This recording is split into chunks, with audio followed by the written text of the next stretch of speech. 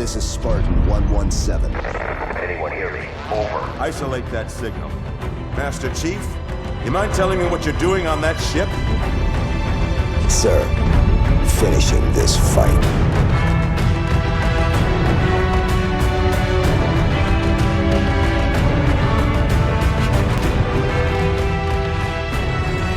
Welcome back, everyone, to Finish the Fight, a Halo podcast. I'm your host, Jesse Reiners. And I'm your host, Alex Kendall. And today we are covering one of the biggest games, at least within the 2000s, one of the most legendary games within Halo itself, Halo 3. Oh, yeah. Now, we've been preparing for this for, 2 or 3 months like we did with Halo 2, if not longer. I'd say so. I know we've been putting a lot into this, as opposed to things like the books and comics and TV shows, things like that we'll be covering and have covered. Mm-hmm. The games are the center point of the studio. Games are the center point of the podcast. So we really want to deep dive into what it took to create it, who was involved, and just so many more minute details we've been able to research. We've been able to pull from some sources. Yeah. And just give you guys a really cool overall episode related to the game itself. Yeah, well, we even had one or two people chime in Discord and tell me things that I didn't even know that we've thrown in here that we'll talk about. So let's move on now to the episode at hand, the topic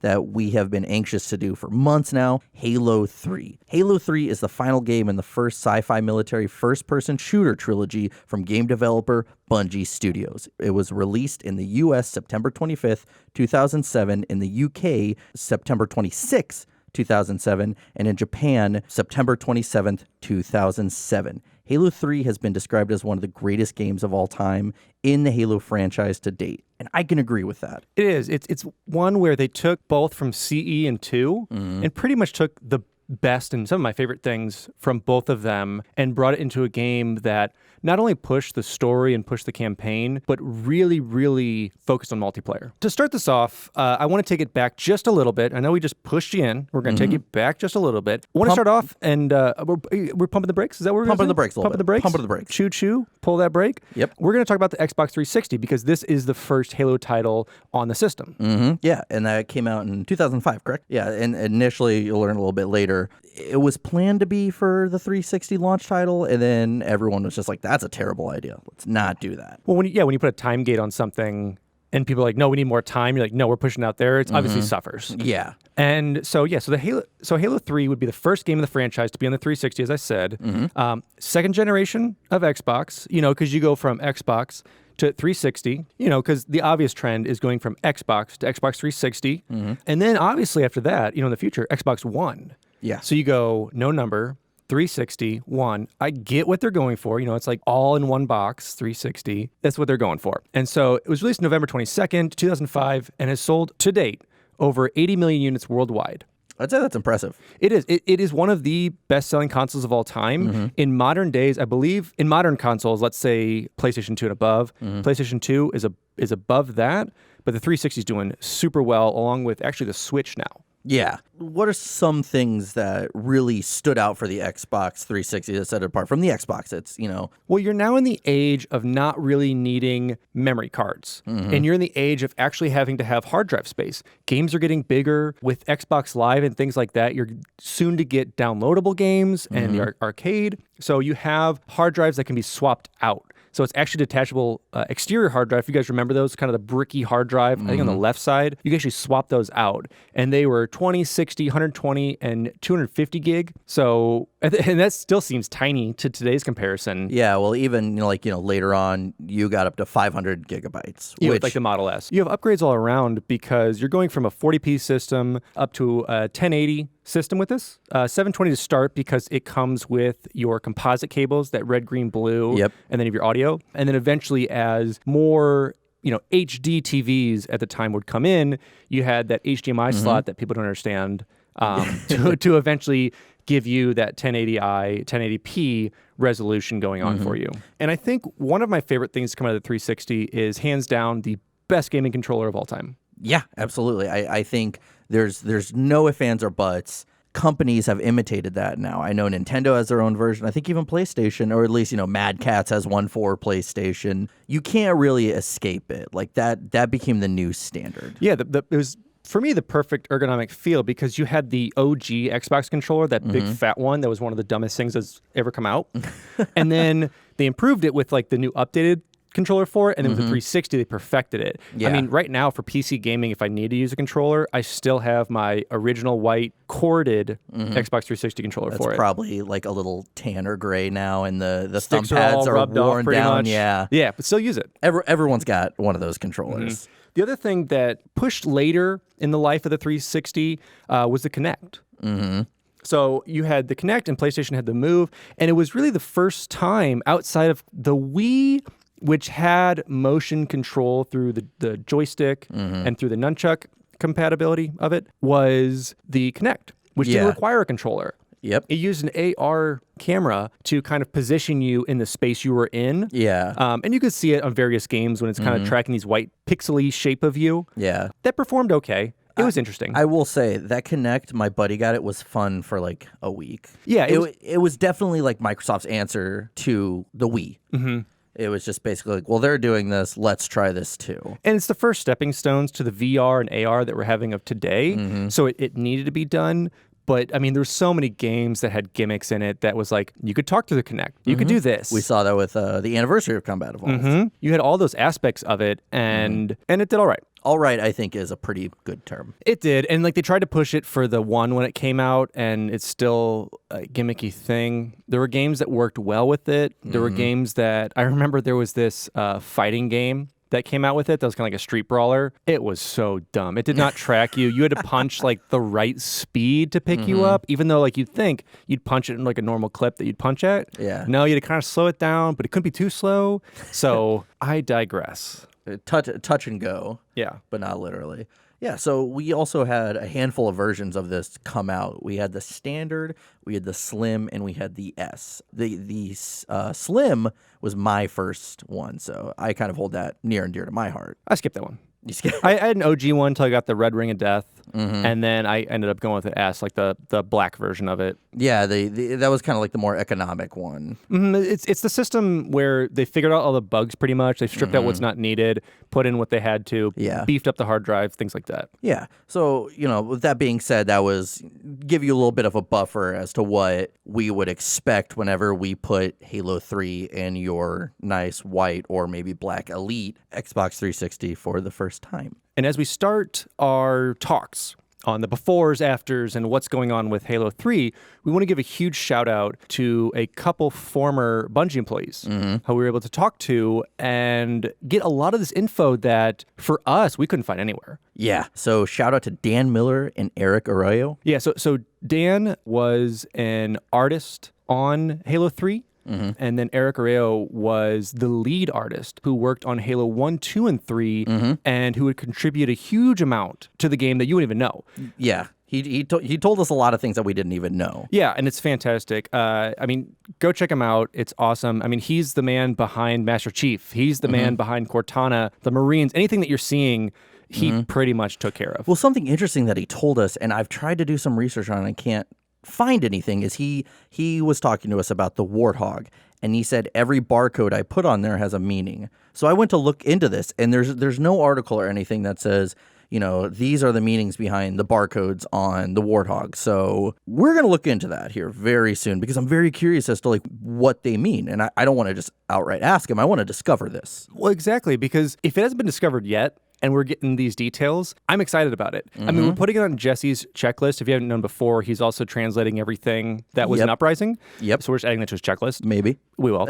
And these other cool details that we're going to really explore through this telling of what happened, post Halo 2 into Halo 3, right from the mouths of the people who've worked on it. Yeah, exactly. So now let's talk about Bungie after Halo 2. The morale at Bungie Studios was at an all-time low, as stated in the Halo 2 episode. Some were unsure if Bungie could stay together much longer, though Bungie truly felt that they owed it to their fans to give them the best product ever, and thus they set their sights on Halo 3, hoping to make it the last Halo game and move on to something else. The concept of Halo 3 was around actually during Halo 2's development because there was a point in time they're like, well, we have to do this cliffhanger, so clearly we're going to have to. So it started conceptualizing around then.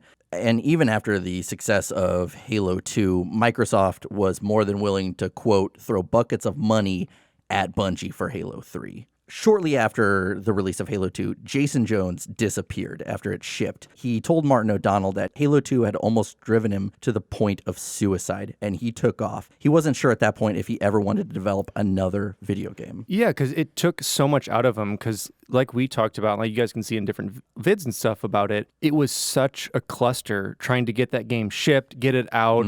It was unfinished.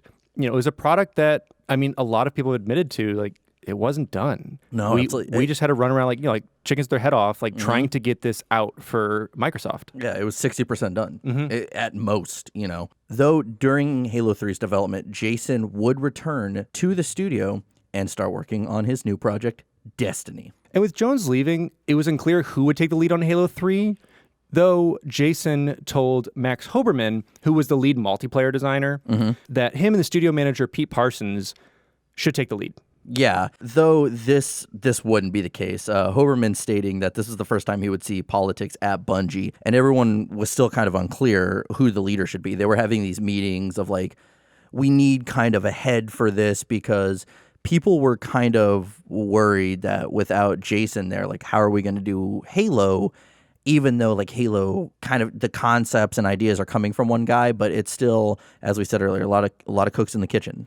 Well, and with our interview with Eric, I mean, he even talked about just what the politics were like there, and that no one really took lead, and it was just kind of bouncing around the studio, and it was just kind of a mess leading up to this. Yeah, and it finally did come together eventually, but it was just kind of like, it's kind of the equivalent of how I would say, like, you just take a box of Legos and you throw all the pieces on the ground, and you really hope that some pieces kind of come together. You don't really have the instructions, but you still kind of make something, and then you go off from there. That's essentially what happened. But a lot of veteran employees at Bungie were ready to move on from Halo. They were sick of it because it was originally supposed to be one game. Then it was like, okay, 2, and we're done. They also felt that, as I said, without Jones, like, how are we going to do another Halo game? Now, Martin O'Donnell said that the start of Halo 3 was clumsy since they had no clear direction or no clear leader. It didn't help that Bungie, after 2 games, was still not easy to work with when it came to Microsoft asking questions or trying to help. Bungie was also upset with what little money they had received from Halo 2, and they wanted to negotiate with Microsoft about more profit share. Because after the success of Halo 2, Martin O'Donnell said that they kind of got their profit share check from Microsoft, and Bungie was kind of pissed about it because they said, for that game being the biggest game of all time, then it was pretty low. Well, and the thing was, too, is that after Halo 1, after this huge success of it, I mean, they were just given basically an unlimited budget to do 2. They just said, you just have this time. Yeah, you just have this time, do it. And so even within that chaos and, given a somewhat half-delivered game, they still put it out. But like you said, they didn't receive the money back in their own pockets. Yeah, like after the initial, like what the salary was making, like as a whole for the studio, that profit share was just too low for their standards. I tried to look up the number. I couldn't find it. But, for I'm assuming they kind of wanted more compensation for just the amount of shit they went through for the 2 or 3 years making that game. And like you said, though, but coming out with also one of the best-selling games of all time, and at that time it was. Yeah, and it made the Xbox. Both of those made the Xbox. They made Xbox Live. Like, they should have gotten their dues for sure. Precisely. Now, this eventually led to Bungie deciding that they wanted more control of their own studio again. In fact, they wanted Bungie back. They no longer wanted to be owned by Microsoft. They just wanted to do their own thing. So they approached Microsoft and they said, listen, we'll give you Halo 3, give us our freedom. Like, that's it. This kind of actually led, though, to Microsoft saying, okay, listen, we will give you enough money so you put out 3, but you also have to put out 2 more games, one of them being Halo 4 and one of them being the unnamed Peter Jackson game. Which we're going to talk about that a little more within this episode, but we will have a whole episode dedicated to canceled games and projects where we'll really dive into that. But that kind of going on minorly affected some things, but overall it wasn't the biggest issue. Now, even by the end of all these talks and as they were getting ready to do Halo 3, just want to put it out there, still no clear leader. Still no one person that was making all the calls for this game. So let's move on now to developing Halo 3. Yeah, so Halo 3 went through a full year of pre-production and concepts before development even started. And during pre-pro, Joe Staten spent time on an extended sabbatical, eventually working on Halo 3 outside of the office due to an argument he had with another unnamed employee. He would eventually start acting as the franchise guy for Halo, being a part of the Halo MMO, Halo Wars, and the movie projects they had working on. Mm-hmm. So yeah, that MMO and Wars were being worked on kind of the same time, along with the Halo movie and the Peter Jackson game. But again, that will be a whole very fun episode. Yeah, because at this point, Bungie was growing exponentially. Mm-hmm. I mean, from a couple kind of frat guys on CE to a number more employees to, I think we were talking with Arroyo, it's like 500 something. Yeah, I think 3 at the time, but it just got bigger and bigger. Yeah, it just kept growing. And even more importantly, Halo was getting bigger. So, they're looking to Ensemble Studios and Peter Jackson, Wingnut Interactive to come in and say, let's be a part of this. Or more so, Microsoft saying, be a part of this. Yes. Yeah, so with Joe busy with other projects at the time, a writing committee was brought in on Halo 3's story. Though at first, Bungie leads and board members loved the first draft that these guys presented them, Martin O'Donnell actually hated it, claiming that it left out several important side characters. And it was actually Martin O'Donnell's idea to have Lord Hood come back along with Miranda Keyes, but to also have Miranda killed and then Sergeant Avery Johnson killed by 343 Guilty Spark. And this is awesome because he got this idea from watching Serenity, which, have you ever seen Serenity? I have not. Great movie. It's the only thing I've seen within the Firefly universe. But I remember watching that with my dad. I knew nothing of Firefly, and I loved it. So, with these kind of ideas that he got, he went to each member of the writing team and told them his ideas, like, okay, listen, this is what we should do. And instead of kind of what you guys have, like, let's do this. And so after all of them, loved his idea, they were officially brought on to write Halo 3. And even that Joe Staten was also a part of Halo 3 about halfway through the development, though he wasn't the lead writer anymore or, the cinematic director. He still had his hand in editing some of the scripts and everything that was going on. But overall, it was out of his hands. This would lead to Bungie working with Hollywood screenwriter Peter O'Brien. O'Donnell also helped write dialogue for the game too. So we have the guy who's not only making these legendary soundtracks, but he came in and he's mentioned it multiple times that he's very proud of being able to work on the dialogue. And yeah, being able to work on this. For him, it was such a dedicated project. Like, he had to do it, his way, going with it. That allowed him to branch off and be so much more integral into the whole workings of Halo itself. Like, it was his lifeblood at that time. Yeah.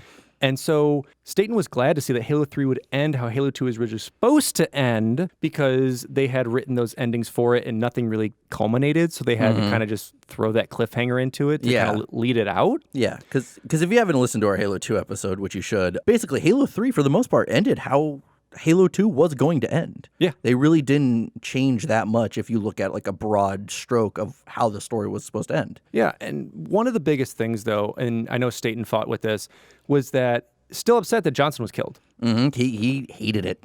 Yeah, because you have such an integral character that I would say, died in a heroic way, but still such a cool character that did help drive the rest of the story. Not even in the games, but in the books too. Yeah. And so he was also glad to see that like Halo 3 really had nothing to do with diving into who the Chief was. Like, we had Halo Combat Evolved and Halo 2 and all these books to learn more about Chief. Like, doesn't matter about that anymore. It's now about the story of the game itself, and he's glad.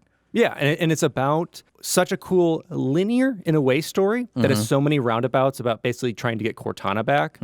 But I think it's told in a really awesome way that makes the player not feel like they're just on this weird side quest that's like rescue the princess type thing. Yeah, it's always in the back of your mind, and then it kind of leads to that. Because they didn't want this game to be about let's go find Cortana. It was supposed to be kind of like a side thought almost, and that's why they kind of had, her reminding you that she existed. Yeah, you mean they didn't want a Halo 5?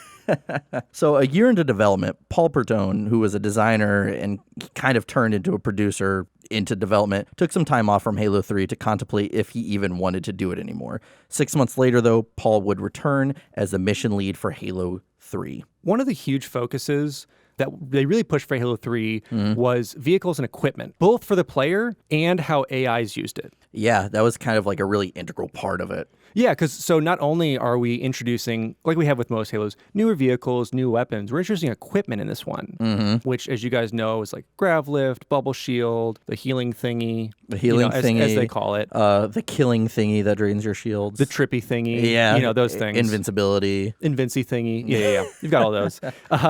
So for the most part, all of these new enemies and vehicles and equipment worked just fine, which led them to be implemented really easily into the game. Yeah, because I forgot who said it, but they said, they had a meeting and they made a list of everything they wanted to implement. And then they realized we can do that. And they were just like, oh, man, we should have just said no to half of these, because that means if, they greenlight all these new things, now we have to do all these new things. Yeah. Which in hindsight's great because it led to a smaller amount of content being cut from the game, as opposed to we saw in like 2 and even CE with creatures and like whole different bits of it being cut. Yeah. This allowed them to put what I like to call like player controlled or player used content into the game. Yeah. And don't get us wrong, there is plenty of cut content, but not as much as they thought that would be. Now, Bungie also wanted to restore the quote-unquote golden tripod. In Halo Combat Evolved, players had 3 equal ways to kill someone: grenades, guns, and melee. This was taken away in Halo 2 with the introduction of dual wielding. For Halo 3, the tripod would be restored. Guns would carry less ammo, and melee and grenades would become more powerful. Restoring balanced gameplay would also lead to the creation of equipment, as we talked about. Little things also came from the testing labs, like the aiming reticle only turning red when the enemy is within range, helping the player figure out if they would be wasting ammo depending on how far away they are. Which is huge in multiplayer. I mean, because obviously weapons can still hit at range. There's decreased damage and obviously decreased accuracy in a lot of those things. But that's huge. That's a huge implement of it. However, going back a little bit, golden tripod is one of the worst terms I've ever heard. I'm taking that straight from Bungie themselves. I know, and it's the worst term I've ever heard. But it's similar to how you'd have weapon triangles or anything that needs to be balanced out. Rock, paper, scissor. Rock, paper, which scissor. was a huge thing we'll talk about in Halo Wars. Like for example, in Fire Emblem. In the older Fire Emblems, not so much the newer ones, you had a weapon triangle and a magic triangle that was like, lance would beat sword, sword would beat axe, axe would beat lance. That's kind of what they're talking about, because you want to make sure that guns are balanced with somewhat of the damage and lethality of melee combat and with grenades. And so when you lose that, that's when you have exploits, especially multiplayer-wise, either staying on specifics or even just in the campaign, just making it feel that those grenades actually did damage. And like the Chief's punch from his armor actually does damage to the enemy. Yeah. So also within development, there were some outside developers brought in to help with certain aspects here and there. This is something that Eric had told us. And most of the time it wasn't helpful at all, because Eric had said how some outside developers came in to do the faces. Yeah, to work on the faces of the Marines specifically and kind of get those done. And in his own words, he's like, they were just terrible. Jacked or whatever. However, he said the only one that he didn't have to redo himself was Johnson. Brutes also had to be completely redone since they were the new main foe in Halo 3. Because in Halo 2, they were thrown in last minute and they weren't interesting at all. They were just kind of like these. No. They were just beasties, pretty much. They were like bullet sponges. They had no interesting characteristics. No, they were cannon fodder, basically, it felt like. I mean, it felt like they were obviously a little stronger. Obviously, they could, charge you and take you out, but there wasn't much to it. Yeah. So what they had to do was obviously change them up. So they took on the idea that, for me, kind of started in Halo 2, whenever they started taking the guard armor and basically took that idea and gave them kind of what the elites would have in the Covenant. Yeah, along with overshields. Exactly. So you've got the overshields, and the overshields, what I loved within Halo 3, when you knew the Brute's overshield was out, their armor basically exploded off, and they were just the naked woolly mammoth that they were. Yeah, and their armor shields never recharged compared to the elites. Yeah, because then they went into kind of that same Brute craze that you saw, where they could charge you down and beat you down, but also still at times, with the AI prediction, maintained if they still had to shoot, or if they had to go into like beast mode. Yeah, even though that beast or berserker mode was very watered down, but I don't think anyone was complaining about that. No, I was fine with that, because I think in 2 it became so predictive, and also it just wasn't is fun with it. Yeah. But with this, one of the real big things that they added in was pack mentality for the brutes, which I loved, which was slightly different than the AI that was given to whether it be elites, grunts, jackals, was that they all kind of stayed together and traveled together, and they made decisions based on what the player would do, especially in the equipment range. Yeah, and then even if one throws a grenade, the rest are going to throw a grenade. If one starts firing at you, the rest are going to fire at you. If some of them are taking cover, you know, they work together. Yeah, and it made, I think probably for netcode, very interesting to see like if this then that, like what one brute would do. You'd have to like change the code up with that, which is cool. But this also led us into having brute chieftains. Whatever they did goes. And the Brute Chieftains are some of my favorite characters within Halo. They're badass. And I think one of the big things I really enjoyed with it was, like you said before, one of the equipments you could get was invincibility. And whenever you're running through different levels, and especially the level where you have to turn off the shields to then eventually fly your Hornet and take out those Scarabs, was you'd go to the top and there'd always be that chieftain, whether it be having, and they always usually had like your heavy weapons. So it'd be either hammer or it would be a plasma turret, things like that. And it was just really cool to have that. So some of them had the invincibility and would go all sparkling. You're like, well, can't do anything for a bit. Well, I'm going back down this elevator and fucking taking off it back until down. then. Yeah. Another cool thing I liked is that the developers had their own room that they would film themselves falling and doing various things to help with animations. And it's funny you say that because most modern games now have a full mocap set that's used for all these different character builds and how characters would walk and talk and do that. If you've ever seen any of those trailers where they recreate it, basically in super, super lo-fi, I think they have that for the new Devil May Cry, where they basically just do it with like cardboard and have to act it out first to then film it and then get into mocap. It's really, really cool. So it's kind of the predecessor that we're seeing to it that kind of helped, you know, like you said, the developers and the game designers like get some accurate motion in. Yeah. Well, you know, another thing I like is since Halo 3 was going to be the newest generation, or, you know, Halo 3 was going to be on the newest generation of Xbox, developers had stated that they had to create the same experience as Halo 2, but it would require 4 times as much work considering the HD movement in consoles. You had to put some more effort into it. Like that was the thing, was where you couldn't downgrade or push that. Like you had now, like we said, going from 480p to 1080p. And it was a huge, huge jump in pixel density, in high definition, and it had to look next gen. Yeah. So Dan Miller had this to say about Halo 3's development. There was a strong focus on a new lighting tech and larger scale encounters in a bigger vehicle sandbox. Basically, we wanted, so Bungie, to level up the scale and visual fidelity while wrapping up the story with iconic elements. And I think they did just that. Yeah, and that's what it needed to be. You had to have that, you know, visual pizzazz, because I think with your especially 360, PS2 going PS3 route, visuals became a huge importance, and visuals are a huge driver in the console wars today. Yeah, well, I mean, you got to think about this, is that a lot of Bungie employees, or almost all, like, you know, Microsoft employees also had PS3s. You know, they all had those Wiis and everything else because they need to see what they're doing, what they need to compete against. Yeah. So they're going to play these games on these different consoles and go, okay, let's not do that. Yeah, and when you see a game that, like, you're putting together, you know, all of your art package, you're doing it, and then you see this game that's coming out and it's like realistic, you're like, oh, fuck. All right, go back. We got to keep pumping it up. We got to keep doing it. And I think they did just that, because if you go back and play, I guess you can do it on MCC, but if you actually go back and play some OG, you know, CE 2 to 3, you can see the visual upgrades huge. Yeah. I mean, considering, like, I hopped on the my OG Xbox to play Halo 3 for this, and then, like, you know, hopping on later to do it on MCC. Even those little differences, like those enhanced improvements, even like a later generation on the One, it's night and day. It is, because you can still push what were the boundaries of the 360 on the One, so you get that like little granule nugget of betterness. Yeah, even if it's at 1%. Yeah, someone write that down. That's a great phrase I made up.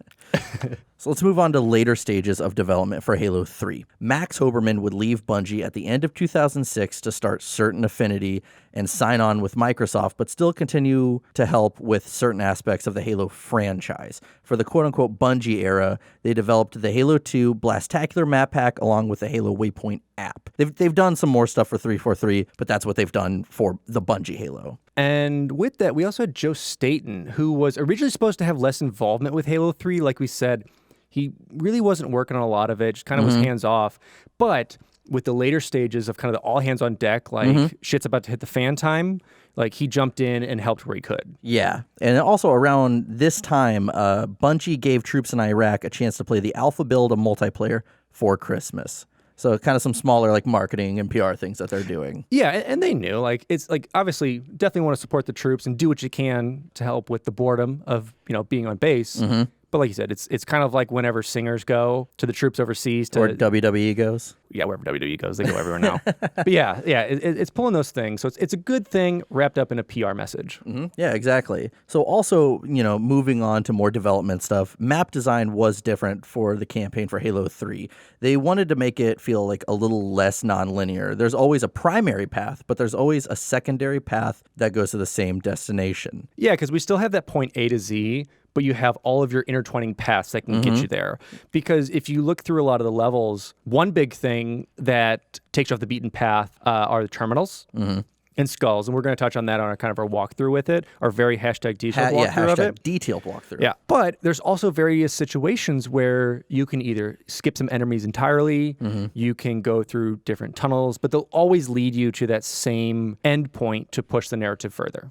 Yeah, well, I know like they also wanted it to kind of be this way because some players were going backwards when they were doing initial testing. Like with the first mission, that's why you always drop down in those missions because players before that were going back because they were getting lost. Yeah, and you see that in a lot of different mechanics, especially games around this time, of always having that like point of no return to make sure that you're not backtracking for no reason in case you're like, did I leave something back there? Am I missing something? So they had that point to keep you going. AKA the level Cortana. Yeah, exactly. Yeah, because, Cortana. We'll talk about some little tidbits about that here soon. So around the end of development, Paul Bertone and Joe Staten would start working on the multiplayer maps. Marcus Leto was starting to spearhead Reach, and Jones and Jamie Greismer would start work towards their new project, Destiny. So as soon as 2007, we were seeing Destiny being conceptualized. Yeah, I mean, you have them kind of working in secret, kind of. Well, that's on what their Eric own. told us. He said that slowly more and more people were being called to the quote the second floor on the secret project. Yeah, on the secret project that he's just kind of pulling people from and not really understanding what it was. Obviously, it would come out that that's what it was. Yeah, but yeah, because at this time there's like 3 or 4 games being developed within either Halo or Bungie. It's kind of crazy to see all this happening. And one of the things we do see from that development is that some of the voice actors that we saw in Halo 2 didn't come back for 3. Yeah, and that was probably due to just scheduling conflicts or, they signed up for one game and then now I have a movie to do, which we can't do. Yeah, and we were talking with Arroyo and just asked him those questions just to double check. And he said, no one turned down the gig just because they didn't want to be a part of it. But like with anything within voice acting or Hollywood, it really depends on scheduling and what projects they're working on. I think that was right around the time for Julie Benz and Dexter, yeah, if I'm correct. So stuff like that happens because I always thought maybe there was something else going on, but, he clarified no. Yeah, and so we did lose Benz, who voiced Miranda Keys, and she was replaced by Justice Bolding. Or is it Justice Bolding? We'll go Justice. Justice sounds better. It's Justice Bolding. Bolding. And then Robin Atkin Downs, who voiced the Prophet of Truth in 2, was replaced by Terrence Stamp, who gave us a nice blood-curdling death. I will say, I only know of him in The Haunted Mansion. Can't name another movie that he's been in. Is that the Eddie Murphy movie? That is. Oh, well, good. I mean, it's 2 great IPs right there.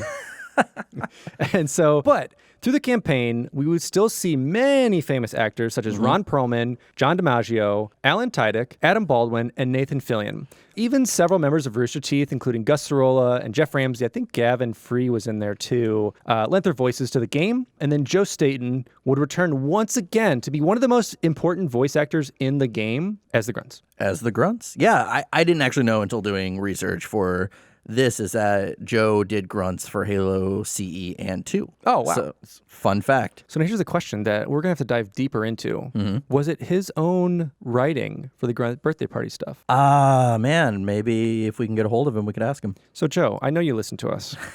It's obvious out there with all of our many followers.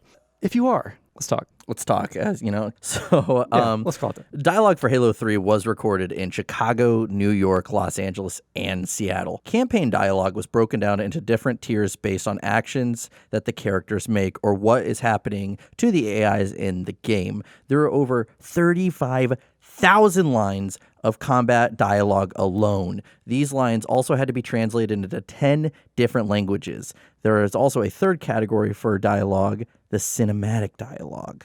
And we do see that because you'll notice if you're with the Marines, or we'll learn a little tidbit, a little Easter egg coming up with Johnson in a certain scene that he has different lines depending on what difficulty you play. Even with the Rooster Teeth guys. Yeah. They have different lines depending on the difficulty. Yeah, and so it's just such little tidbits like that make, one, the replayability of like the campaign so much more. Because for me, when I first buy the game, I played on normal to play through it and to get the story. And I know Jesse's only heard of easy, but that's okay. Normal. Jesse's legendary is normal, and then I'll play it on legendary to go through it and actually be a #true gamer. But it's cool. It's cool to notice those little tidbits, and then even going back to having like the Grunt birthday party skull and having the I would have been your daddy skull. Having both of those and the I would have been your daddy skull, that like the whole change in dialogue based on like little Easter eggs like that you get the skull, turn it on, and everything kind of changes dialogue wise. Yeah. So, moving on, Bungie would have access to Microsoft Labs in order to get deeper dive into the minds of gamers testing Halo 3. This is actually really cool. In the course of Halo 3's development, Randy Pugalayan and the rest of the Microsoft Labs team spent over 3,000 hours analyzing 600 just regular gamers playing Halo 3. This would help determine changes in later stages of development, because like it was cool that they would all sit in a room and they had this map and they would see all these dots of where people died. So if there was a huge cluster, they could click on one of those dots and watch the video of this player and why they died and how they died and their comments. Like, well, then, and crazy. The cool thing was that whenever the gamers did really well, they were actually fed in their cells. And when they did poorly and kept dying, they were taken out back and just taken care of. No, it's really cool. I mean, those type of things, especially getting into the psychology of gaming and what it takes to be a game tester. Because as a kid, like that was like the dream of mine. It was like, I just could play video games all day. Yeah. But you don't realize that it's running in a corner, or they even said jumping in a spot 1,000 times to see if it breaks a map. Yeah, to see if for some reason in the code at jump number 996, it's like, okay, then you just fall through the world. Yeah. That's all game testers is break my game. Yeah, because it's even, I think, like the second they build the title screen UI, they just try to break it. Yeah, and it was really cool because they had someone as well watching the face of someone playing the game to see their reactions. Like, that to me is absolutely crazy, and this really helped, as you said, look into the psychology of gaming itself and like what is a good experience for a gamer. Because that's the thing. You need people coming back. I mean, you have the way they do it today is loot boxes and kind of gambling and all of those things. But this was kind of really the first stages you see, at least in the Halo universe, that they're kind of really putting the money and effort behind it to get that psychology. Because you need that player to have that experience. You need that like Marty O'Donnell music to like draw you in and like get that blood pumping to like, I'm going to save the world. Exactly. So by the end of development, Bungie had truly felt that they had released the best product they had ever made. A vast majority of employees had even started testing the game the second it was playable. They were all excited about this. This wasn't I'm just going to play it because I have to. They all loved it. So on July 7th, 2007, Bungie would be an independent studio no longer owned by Microsoft. In a short amount of time, a handful of Bungie employees would become the new owners of the studio, and they would offer bonuses to anyone who'd come over to Bungie instead of staying with Microsoft. Some stayed and some left. As you know, that's what Eric told us. He said, once he saw this change of hands, he didn't want to do it anymore. Yeah, and we'll cover more of this. So when we touch on our last piece of Bungie Media, which I think is early next year, we'll definitely do a deep dive in this because what we learned from Eric Arroyo, is a lot of the inside scoop of kind of what was going on and things were handed off a little differently than some people might think.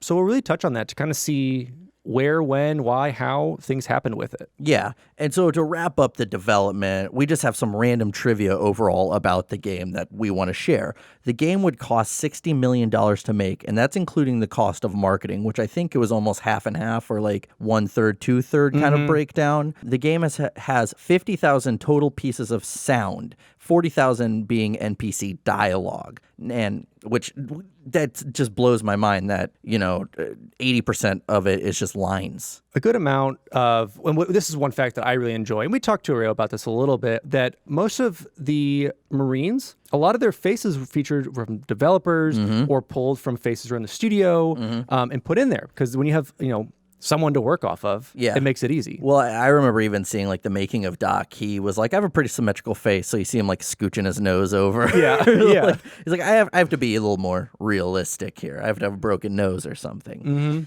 So yeah, and also months before the release of Halo 3, a game codenamed Epsilon would leak, the final testing copy of Halo 3. Now, anyone caught playing this version of the game would have their Xbox Live account banned until the year 9,999. Here's the thing, though.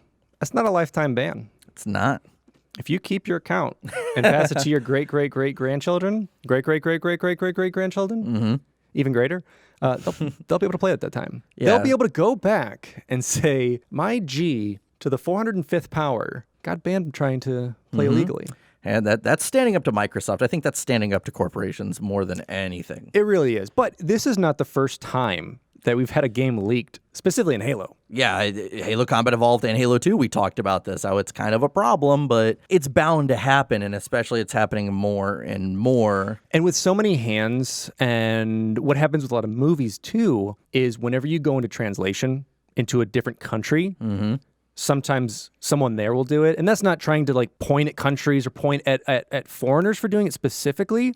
It's just you have so many different outlets that one person's bound to then be like, I could probably make a dime doing this. Yeah, or even someone can get in, because it's harder to break into just Bungie secure network, but when they're passing off files all across the world, we could either intercept or break into their, this other country secure files at their studio. Yeah, with their password of password 1234. Yeah. So the final piece of like random trivia that I thought was just incredible is it took 3 years to develop Halo 3. And in that time, Bungie employees consumed over 20,000 pounds of pizza, 24,000 gallons of soda, and 1,000 pounds of bananas. Still waiting on our pizzas, though. Yeah. And bananas. That sounds really good right now. Yeah. Soda, just give Jesse some Monster. Well, that's the trigger word for everyone in Discord. If you bring up Monster. Just cloud his arteries with 17 cans of Monster a day. Because I think he's already hit that 24,000 gallons of Monster just in this podcast alone. I've had 3 today so far, so we're about doing there. good. Now let's move on to marketing. One or two of my favorite parts about doing these game episodes. So, with Halo 3's marketing campaign, it was going to be the biggest that the franchise would see at the time, costing $30 to $40 million. This is the first time that we would see cinematic live-action trailers from Halo, which has kind of become a staple since. Microsoft wanted everyone to buy Halo 3, not just the longtime fans, along with selling more 360 consoles during Halo 3's release. And that's what kind of pushed for the Halo 3 version of it. Yeah, and I think they did it really well. So this is going to the future, comparing Bungie's approach to pull on non-Halo fans as opposed to 343's with like 5 to pull non-Halo fans by just like sacrificing anything that the OG fans like. It was like for the multiplayer, essentially. It's basically for the multiplayer. It's basically to pull that in. And so I think they did really well. And like we said, like the game cost in total, what, $60 million? With marketing, I've read some things that are saying marketing was 40 or 30. So still at least half. Yeah. Yeah, at minimum half. Yeah, so Microsoft wanted to sell 1.5 million copies, which once we go into how much it sold, that's fucking laughable. That's all they wanted to sell. Oh, yeah. And the market research showed that only 75% of those copies would sell from quote-unquote faithful Halo fans. So that left about 375,000 copies that would need to go out to new fans. Thus, the push for marketing began. So let's break down all the main things that they really did, along with some minor things. So we would first see Halo 3 at E3 in 2006 with the announcement trailer. This trailer was released in May of 2006 at a Microsoft press conference at E3, and it would show Chief walking up to the portal at Voy and the Covenant Armada to follow. It was like, whenever the Ark would start to uncover. And even with that, we would start to see Cortana and her messages. And that trailer is amazing alone because it really, you hear that new track from Marty, the piano coming in, and it's pretty reminiscent moment. Are you talking about the do to do? Do, but Everyone knows the higher little octaves, you know. Yeah. The do. Yeah, but that trailer already got people very pumped. Then E3 of 2007, we had a gameplay trailer come out, and that's when we heard the Prophet of Truth talking. And most of that, it looked like it was done within Forge for the most part, how they would zoom in on Chief and everything, which I think is a brilliant way to market Forge as well. Like, look, clearly they probably had some outside sources working on that. That wasn't just Forge, but overall, still pretty badass trailer. For it. Yeah, absolutely. And then you had probably one of my favorite trailers of this campaign, but of almost all time. Oh, if not my favorite trailer of all time. Is the Starry Night trailer. And if you guys haven't seen it, if you guys didn't kind of grow up with it and see it on TV or through whatever medium you were watching stuff through, go look it up. Just go look up on YouTube. And if you pause this episode and go watch it. I'm serious. And just put Starry Night trailer and you'll find it. And it premiered December 2006 during a Monday Night Football. And it started with these two kids who were laying in like tall grass, kind of like in like a meadowy area, I guess you'd say, or grasslands. And just talk about the idea of aliens, like, you know, we're here. Like, are they out there? Like, what are they thinking of us? Type thing. Do you think they want? Do they want to meet us? Yeah, they want to meet us. And you know, you learn that this child is John, saying he wants to meet these aliens. Yeah, and so you then pan over and you see this area that's kind of blank. And then it opens up to kind of a barren area with Chief's helmet. Yeah, well, it's like Chief's helmet in the grass at night, and then an explosion happens, and it's Chief's helmet in the dirt during the day. Yeah, and that's when Chief picks it up and he puts the helmet on, and when he looks up, you see kind of like the plasma from a wraith coming at him, and he puts the gun behind him, and someone says, "I think we lost Chief," and he says, "Not yet," which the marketing really was trying to play Chief, implying Chief was going to die at the end of this. Yeah, because like you're saying, like, not yet. You're seeing these things of him younger, kind of talking about wanting to meet aliens, and now he's met them. Yeah, and then you have one of like the coolest battle charges that you will ever see. So Chief like puts his assault rifle on his back, draws his pistol, takes a couple steps, looks up, and this is where you first get the look at his equipment. Yeah, he throws a bubble shield down, and it protects him from the plasma from the wraith. And then he instantly just starts running straight forward and jumps into a pack of brutes. And you see the chieftain there too. Yes, where you're saying, because he's running towards this cliff edge, and as he jumps, you see wraiths around, and then this pack of brutes in the center, and you see him just diving towards that, and that's when it cuts to Halo 3. Yeah, which I like is you see some of those brutes start to run away. And even you can tell this is a little bit of a dated trailer because it was in 2000. Yeah, it was in 2006. The hammer that the brute chieftain was holding resembled the Fist of Rucht from Halo 2. This is before they moved on to the more mechanical ones that all the other chieftains would be holding. But either way, one of my favorite trailers of all time, if not for even just Halo, but just in general. I watched it a handful of times even today just to kind of prep up for this episode. Yeah. So as I said, if you haven't seen it, go look it up and go get hyped. So we also had Landfall, which was a really, really cool kind of short movie. It was kind of three short pieces that got made into a movie. Yeah, a short film. Yeah, Landfall is a short film documenting the ODST and Marines attempting to put a lock on Chief's coordinates as he jumps from the Forerunner dreadnought entering Earth's atmosphere. This came from needing to use the resources created from the canceled Halo movie, which we'll talk about a little more later on. Yeah, because I remember this when it came out because there was that hype of talking about would it even be possible to make a Halo movie? You know, there was rumors about it here, and then was it canceled? Was it doing this? And then when this dropped, this was something like that. Like you got it from someone who shared it, and you shared it, and just kind of went, I guess, viral at the time because you finally got to see aliens on screen that were still obviously animated, but were like in quote unquote real life. Yeah. Oh, yeah. This is the best live action sequence or short film or anything that we would get from Halo yet, because this was actually originally filmed as camera testing when Neil Blomkamp was being considered for the Halo movie. Bungie decided to use it as a trailer for Halo 3. It was 3 shorts called Arms Race, Combat, and The Last One Standing. Again, go on YouTube, pause this, go on YouTube, look up Halo Landfall. It's about 7 minutes long. Yeah, it's about 6.5, 7 minutes, yeah. It's good. It's shot so well. You know, as I said, like for the computer animation in 2007, it was really, really good. And I was like, where is 2 more hours of this after I watched it? Well, like you said, for it being a camera test and kind of a film test to see if they would be in this. I mean, there's definitely portions, I watched it again today. There's definitely portions that date it and make it look like a student film at times. Like when you have the Marines and ODST kind of armoring up, You can tell clearly there's a green screen behind him for some of it.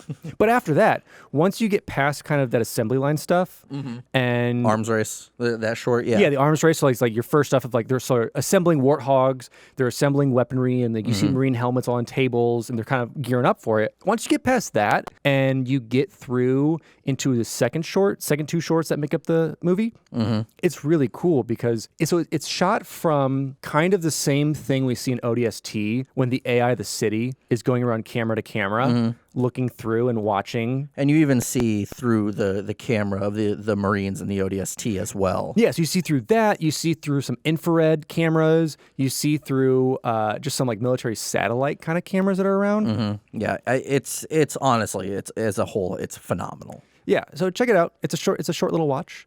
Yeah, and let us know what you think of it because it basically plays out really cool that you follow. In the end, you follow one of these ODST who basically finds the coordinates for what looks like a Spartan Laser. Best way to describe it.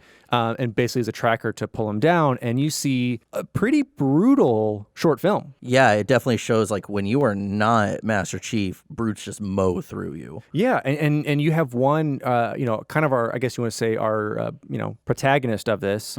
He takes Brute Mauler? Spiker. Yeah, through the chest. Yeah. So it takes it. I love how realistic it is because he's suffering from this, and they say, "Can you do your job?" And he says, "Yes." And then the medic runs away. Yeah, because that's exactly how it is. Yeah, it's like, can you function? Yes. Okay, I'll be back for you. I need to tend to everybody else. Yeah. Yeah, and so they eventually come back. Yank that spike out, and they biofoam it. Yeah. And which I will say that was definitely just shaving cream. It's like the same thing. What if we haven't discovered that shaving cream is biofoam? True. Haven't used it yet.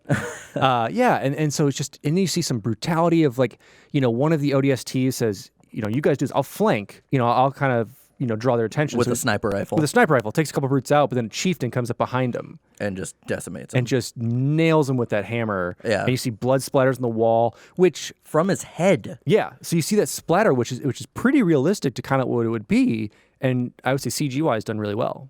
Yeah. So yeah, watch that. It's amazing. So let's move on to the Believe campaign, which I think is kind of the highlight of all of this. Which this, the Believe campaign was a series of trailers released a speculated 50 years after the Human Covenant War, highlighting Chief as the hero of the Human Covenant War. These trailers would interview soldiers who fought in the war, along with showcasing a museum created. It's like the Museum of Humanity, basically, showing the highlights of the war and showcasing this miniature model showing the horrors of a battle on Earth. This was just a phenomenal thing because, you had those multiple interviews, but then you had one of the videos, which was all about people hand making these models and like showing like soldiers being dragged away by jackals or soldiers crying or dying, being shot. And it's really like, I saw like a YouTube comment that was like, wow, like I'm really feeling for these made up soldiers right now because it really is like, holy shit, this is amazing. Well, it's one of those things where like they're really showing those kind of horrors of war that goes into it. And like you said, like if you can pull emotion and get that from a crowd, like think on how that affects the marketing to kind of want to push them to jump in and save those Marines and kind of be a part of that to help save humanity. Yeah, well, even then, like one of them, when they're interviewing a Marine, he talks about the memorial for Master Chief is right about a mile up there. So we're kind of pulling out like, is Chief going to die after this? Because if it's 50 years after, maybe he dies of old age. But when you have the Starry Night trailer where Chief says, did we lose him? And he says, not yet. You have the weight of those words saying like, he's going to do what it takes, but it's going to take everything, essentially. Yeah. And that's what Bungie was selling. And it is, because when you're making a trilogy like that, and, like we said, there was plans for them to have to continue a series. But if it didn't necessarily go through, you kind of keep it open-ended. So you could either end the entire story here, or like they did with the end of the game, you kind of keep it open to see what is going to happen to Chief. Yeah. Another thing that they did, which is the first time they were doing Vidocs for the development of Halo 3, which was a good source for the notes for a lot of this. Many Vidocs were released during Halo 3's development, showcasing new features and graphics throughout the development. And they even did some later on for the new multiplayer maps where they have the developers as their Halo 3 multiplayer characters, and they would just kind of just show you what's new with this map. I thought that was really cool, and they've kind of continued to do that ever since. It's pretty cool. There's a lot of game companies that have started doing that, even with updates. So like even like Overwatch, you have one of game directors comes up. We'll go through all the updates that are happening and all of the character changes or new maps or updates to it, kind of going through the game and getting people hyped about why they chose to do these things. And that's kind of what the Vidocs did. Yeah, again, it's just really cool to see from their point of view, and even seeing like they do one of like game testing where like there was a video of like Dan Miller actually watching someone playing a game and like screwing up for some reason. You could see him sigh and just be like, again. So it's like it wasn't like highlighting all the highs. It was showcasing like all kind of the troubles that they were having with development too. They were honest. Yeah, it's to really show what goes behind it, because you don't want to be like, all daisies and roses, like it was great, everything was awesome. It's like, no, this is the blood, sweat, and tears that actually went into making this product that you're using. Yeah, well, that's what even Eric said, as that they kind of needed more producers to check everything that was going on. As we said, something's going to happen, and then all of a sudden it screws over a lot of things. Yeah. Now, we also had Iris. So keeping the tradition with thinking outside of the box marketing strategies, Iris is a, quote, an ARG or alternate reality game designed to give people more information on how the great conflict behind the Halo franchise began and the climactic conclusion. So kind of the same with I Love Bees and was it the Cortana files or Cortana emails and Combat Evolved? Yeah, that you can kind of dig through and read those. Which I can't say for sure, but I'd love to do an episode all about those because it's very interesting and kind of confusing. It is, and there's even some of that like superlative media that you get from all of those, some collector's edition things that you can read through, which really tell a lot of the details of just some fun tidbits that, if you're a hardcore fan, really draw you in and really give you a cool insight to what's going to happen. Kind of like fan service to people who like can really break down that stuff, digest it, and understand it. Yeah, and I would say coming up to probably one of the best marketing strategies, in my opinion, because it's a great place to visit, was Master Chief was the first video game character to become a wax statue at Madame Tussauds in Vegas, and Pete Wentz, we all love us some Fallout Boy, was there to inaugurate it, but he was a little hungover. He was sipping a little too much. Yeah, so his a little too much tippling. His speech was short and sweet, and that's all you need. And it's really cool because the statue of Chief was created by an artist in London who put almost 900 hours into the 7'2". All of our European people just translate that 275-pound. Also translate that statue. I want to say that's like 110, 120 kilos. Yeah, all of our British people, too. Translate to stones. Let me know. Well, I like at this event is Martin O'Donnell introduced himself to Pete Wentz, but he called him Paul. He's like, what's up, Paul? I'm Marty O'Donnell. Close enough. Pete Wentz was just so hungover. He's like, hey, how's it going? Yeah. Well, Marty also said he's a fan of emo. From this, he said he listened to Fall Out Boy. He's like, yeah, I'm a fan of this. Oh, that's a shame. He just says he does not like rap. Master Chief was also, his face was plastered on basically, or his helmet was plastered on anything and everything that Bungie could get their hands on. Most notably, Mountain Dew Gamer Fuel, which was born from Halo 3's marketing. It was released August 13th, 2007, and was originally available for only 12 weeks, which is a lie because we still have it today. Yeah, so thanks to Halo 3 for all you MDGFs out there who really enjoy that. It started from that. And it's really cool because I love when companies do kind of this shotgun method of marketing where it's like shoot to whatever product you can put it on. If it sticks, great. And there's some companies that do it really well, and there's some companies that do some really odd things. But with this, you kind of hit your target base, kind of like the stereotypical Mountain Dew Doritos thing, and but obviously it still stuck around. Yeah, it was there was such a high demand for it that they brought it back. Burger King would also partner with Bungie, putting Master Chief all over their packaging. 7-Eleven would continue their partnership with Microsoft and selling specialty cups promoting Halo 3. There was also a special Halo 3 Zune, which really, puts a timestamp on this, which I owned. You own the Halo 3 Zune? I do. Oh, I did not know that. It came with the music artwork and trailers, and the Zune included soundtracks from Halo Combat Evolved and 2. Complete side note, I got it because I think when I worked at Best Buy, was that it?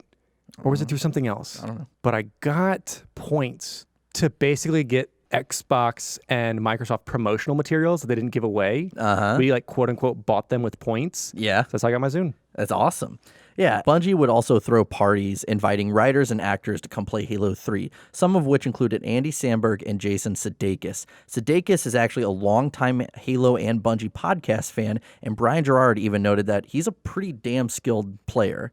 Like they had said that at these parties, sometime a writer or journalist gets an invite and they just show up for the drinks. But they said like when Jason showed up, he was just right there on Halo 3 and did not budge Just like from hopped it. on the couch, shoved someone off, and like took the controller. And, Yeah, which I mean, it's crazy to think that like, you know, we don't think of like celebrities as like real people, but then you have people who are like, oh my God, I love this game. Well, especially before social media and all of this stuff of like getting like insight when you're like, oh man, like, you know, they act, they're like above a threshold and they're like, nah, that's what I do. Yeah. It's pretty crazy.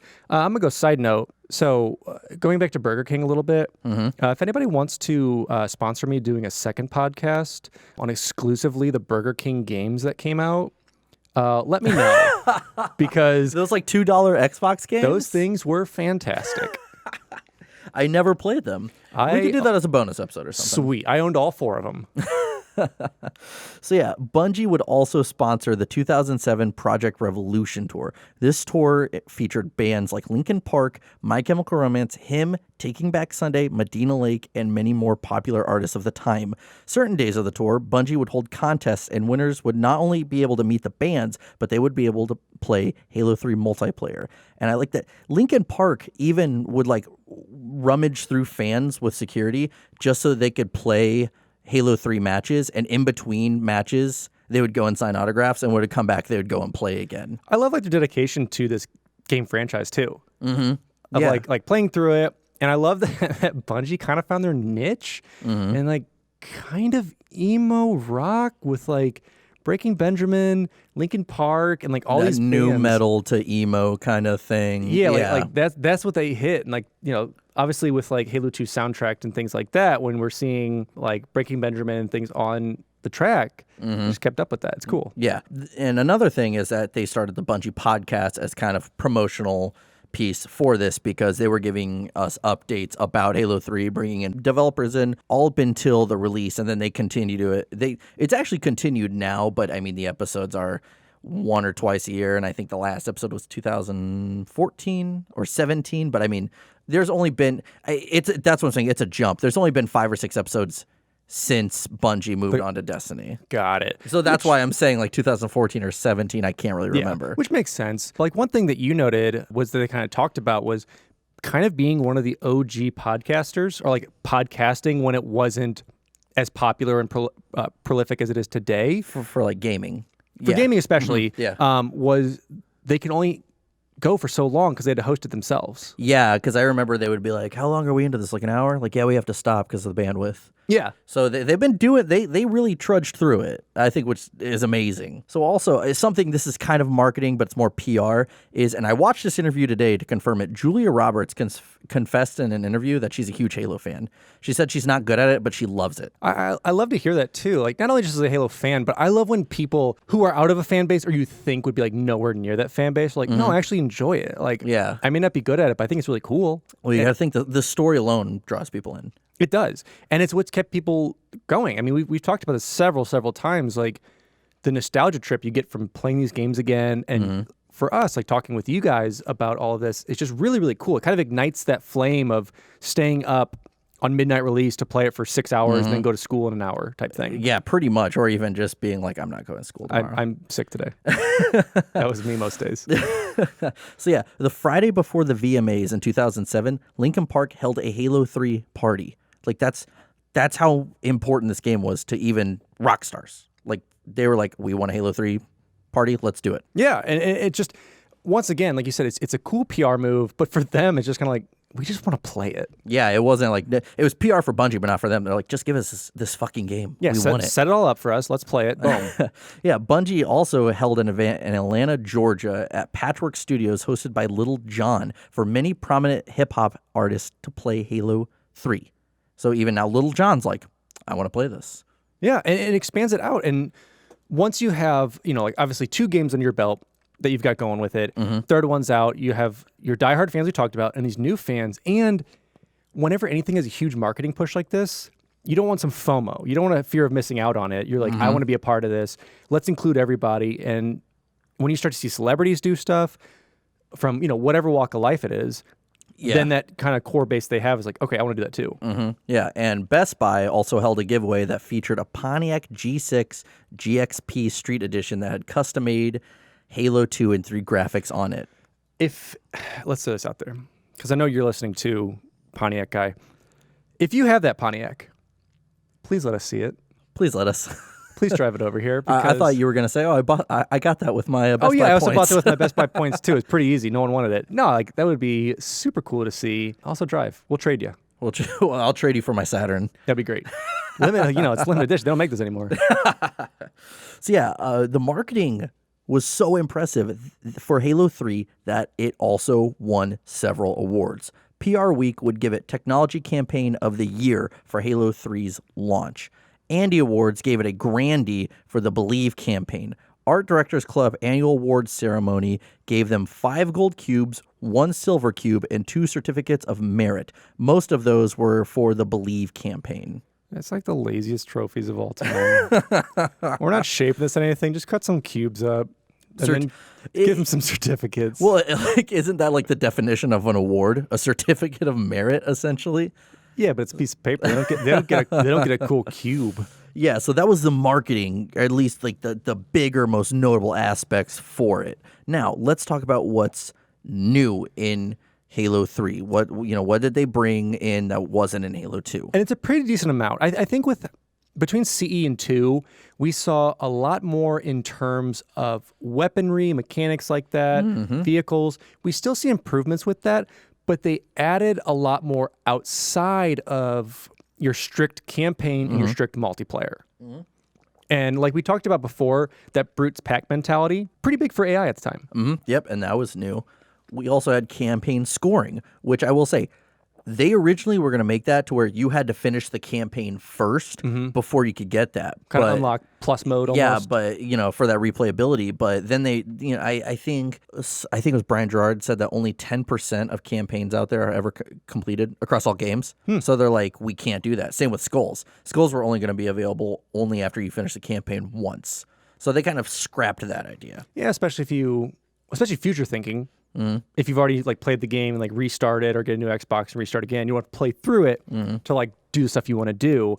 And the one big thing that I love with campaign scoring that they push with back then and with MCC is not only is it an achievement for certain aspects of it, but it just allows you to compete against your friends. Yeah, which moves on to what was new is 4-player campaign mode. You also had, you could play, the 4 characters. There would be Chief, Arbiter, and you had 2 additional elites that were canonical characters, which were, I'm going to butcher this, Uzi Taham and Natho Scrome. A.K.A. Other Elite and Red Elite. Yeah. Also, you had real-time campaign events. So certain cutscenes, you can never really skip them, but you would just keep playing as they would happen. Like within the first mission, when that chieftain is pushing Johnson into that jail cell, if you just press X, or I think it's X, you still see that happening. You can shoot at him. You can kind of skip through it. But yeah, it's a continued cutscene. Yeah. I do have to say, I'm going to jump on a soapbox right here. And I'm going to say this through the campaign. One of the worst things they added was real-time campaign events like Cortana or Gravemind talking to you. Yeah, because that was supposed to be like a kind of a tertiary story that they were telling, and that was their way of being like, oh, this way you don't forget about Cortana. And it's just like, I don't care about her right now. Yeah, you know what's really fun in a game? When you're on pace and it makes you slow down. Nothing like being in GTA or Red Dead when you have to do the walking missions. Because that's my favorite part in any game. Assassin's Creed, when I have to follow someone and walk. Because you know what I love to do? Slow something down like I can do in real life. Yeah. So another thing is that they implemented was, depending on the difficulty, enemies would spawn in different places than before if you restart that checkpoint. Yeah, and we kind of saw a little bit of this in some of that Bungie Vidoc that you were watching with it, where they kind of talked about the development cycle, and they have kind of these spawn walls that you build in. Jesse and I are not developers or anything like this, so it's really cool to us that we see this. So it's like campaign triggers. Like you have to trigger a certain point, and you can put a randomizer in there, kind of RNG thing. And like you said, depending on the difficulty, it can kind of mix that up so that you're not always knowing that when you hit that that Jackal's gonna be right there. There's gonna be two brutes there. It mixes it up for you. Yeah, exactly. That way, it's like it gives it that replayability value, but also like completely just takes away being predictable. So also some big ones. There was Theater and Forge, which we will expand upon later. But yeah, so those were two huge things that were implemented. Yeah, because Theater, you could watch me betray my best friend, and Forge, you could make maps so I can betray my best friend within it. It was great. You also had the terminals, which is, again, that replayability value they really wanted to add in Halo 3, and that's what they were really trying to sell. Now, to get into some weapons, we had the Mauler, and we had mounted turret weapons that could be pulled from their place. That was a first. Yeah, because before it was you had those mounted turrets that were in a position that would either kind of help you defend something or they were defending against you, and you could use it for that set amount of time. Yeah. But one of the big things they added, like you said, was when you use the turret itself, it's unlimited ammo. If you tear it from its mount, it has a finite amount of ammo that's still, in my opinion, a decent amount. 200 rounds, I think. For all of it? For 100 or 200 once you pull it, and then it's like 200% or something for plasma. Yeah, so it's all around that. And then the same thing with one of the things that they do introduce is that kind of anti-air rocket pod. That's one that mounted gives you these unlimited rocket pods, and you first see it in the level where you first see the Scarab that you can kind of use against it, but you can also rip it off, use it, and then you see it also in the multiplayer map Valhalla as a spawn that's there. Yep. Let me tell you, it's not really accurate when you're just firing at random people. No, as I found in our Halo 3 buffer this past Saturday. Yeah. Jesse, I learned very well how to deal with that in game night. Which is don't do it. You also had the Spartan Laser, which was huge anti-vehicle weapon. Yeah, it was one of the first ones that, besides the rocket launcher, is kind of the first one you get on the human side. Yeah, and when it came to multiplayer, it balanced it out very, very well. And then let's not forget the hammer. Yep. In its current form. Yeah, because initially it was going to be more of how the Fist of Rucht resembled. But then, as I said earlier, they kind of changed it over to give it its own unique look, making, the Fist of Rucht a very... And that's Tartarus's hammer, in case anyone doesn't know, to give it more of like, that's the one hammer for the Brute Chieftain himself. But yes. In the lore itself, it's been lost. No one's seen it since. Yeah, and that's fine. And what I love with lore like that, you can kind of position it however you want. And then... one other thing that I really, really loved that they added was flame grenades. Yeah, flame grenades, and that was kind of like the brutish weaponry that they added, along with the spiker. Yeah, and then they kind of like changed up the brute shot a little bit, but still overall same great weapon. We also had vehicles, like moving on to vehicles. They now have a collision system based on their size. So a chopper through a warthog. The Warhog's going to lose every time. Basically, chopper through anything, except for like a Wraith or a tank. Yeah, and chopper v chopper, brutes always win against me.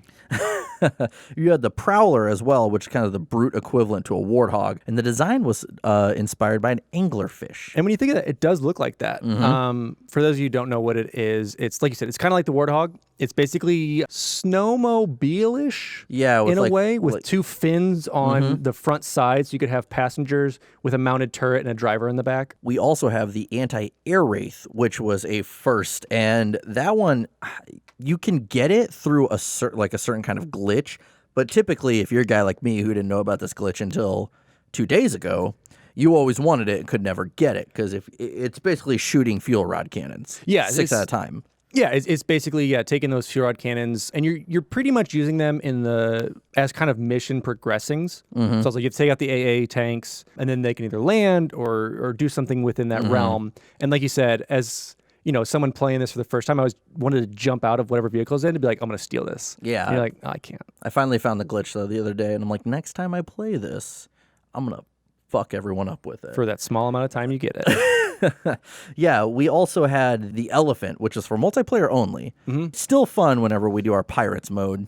Yeah, and it's for those of you who don't know, or have never played multiplayer, never playing in Sand Trap. It's a huge delivery vehicle that we start to see in 4 in the campaign with the Mammoth, but that's like it on every kind of steroid you can think of. Exactly. So it's kind of like the predecessor to the mammoth in that the elephant's a stripped down, kind of mobile combat center. It's kind of like a mobile base almost. Yeah, that you can pilot around Sand Trap, and it contains, I believe, is it a warthog or a mongoose that's on it? Either or. I can't remember off the top of my head. And, roast us for that. Yeah, go ahead. Because I know it's coming. And one of the coolest things with the elephant, when you flip it with a typical vehicle, it says press X to flip, whatever it is.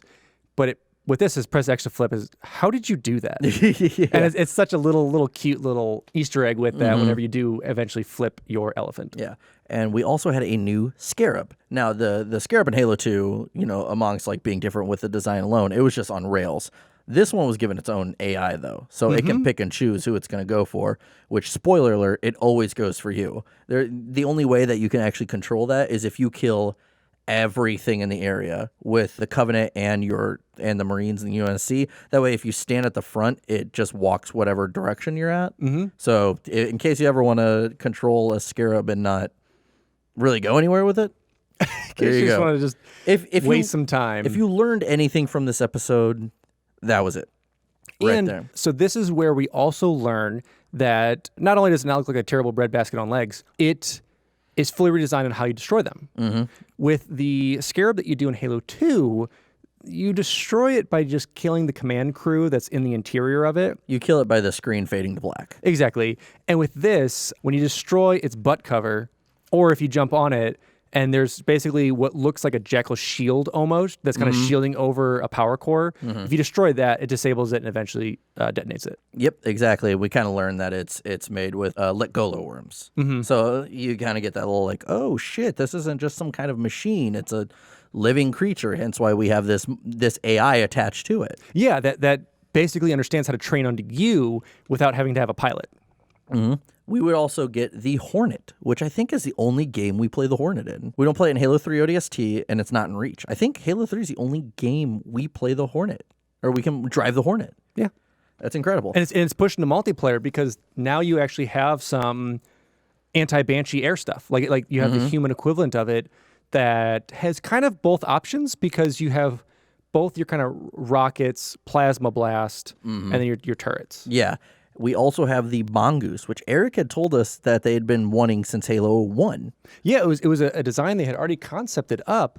And one thing that I really love that Eric had told us was originally they wanted you to be able to drive it and then kind of hit a button to quote unquote switch seats, but you're still in the driver's seat to where it coasts and you can fire from the driver's position. Yeah. So if you have a rocket launcher, you can drive up on someone, quote unquote, switch your position up and fire that rocket from the front seat. So you could have almost two offensive players on it. Yeah. Because with it alone, it's nothing until like Halo 2A when they put the gun goose in there. Yeah, which is still a pretty fantastic, dumb amazing, dumb vehicle, but at least has some offensive capability.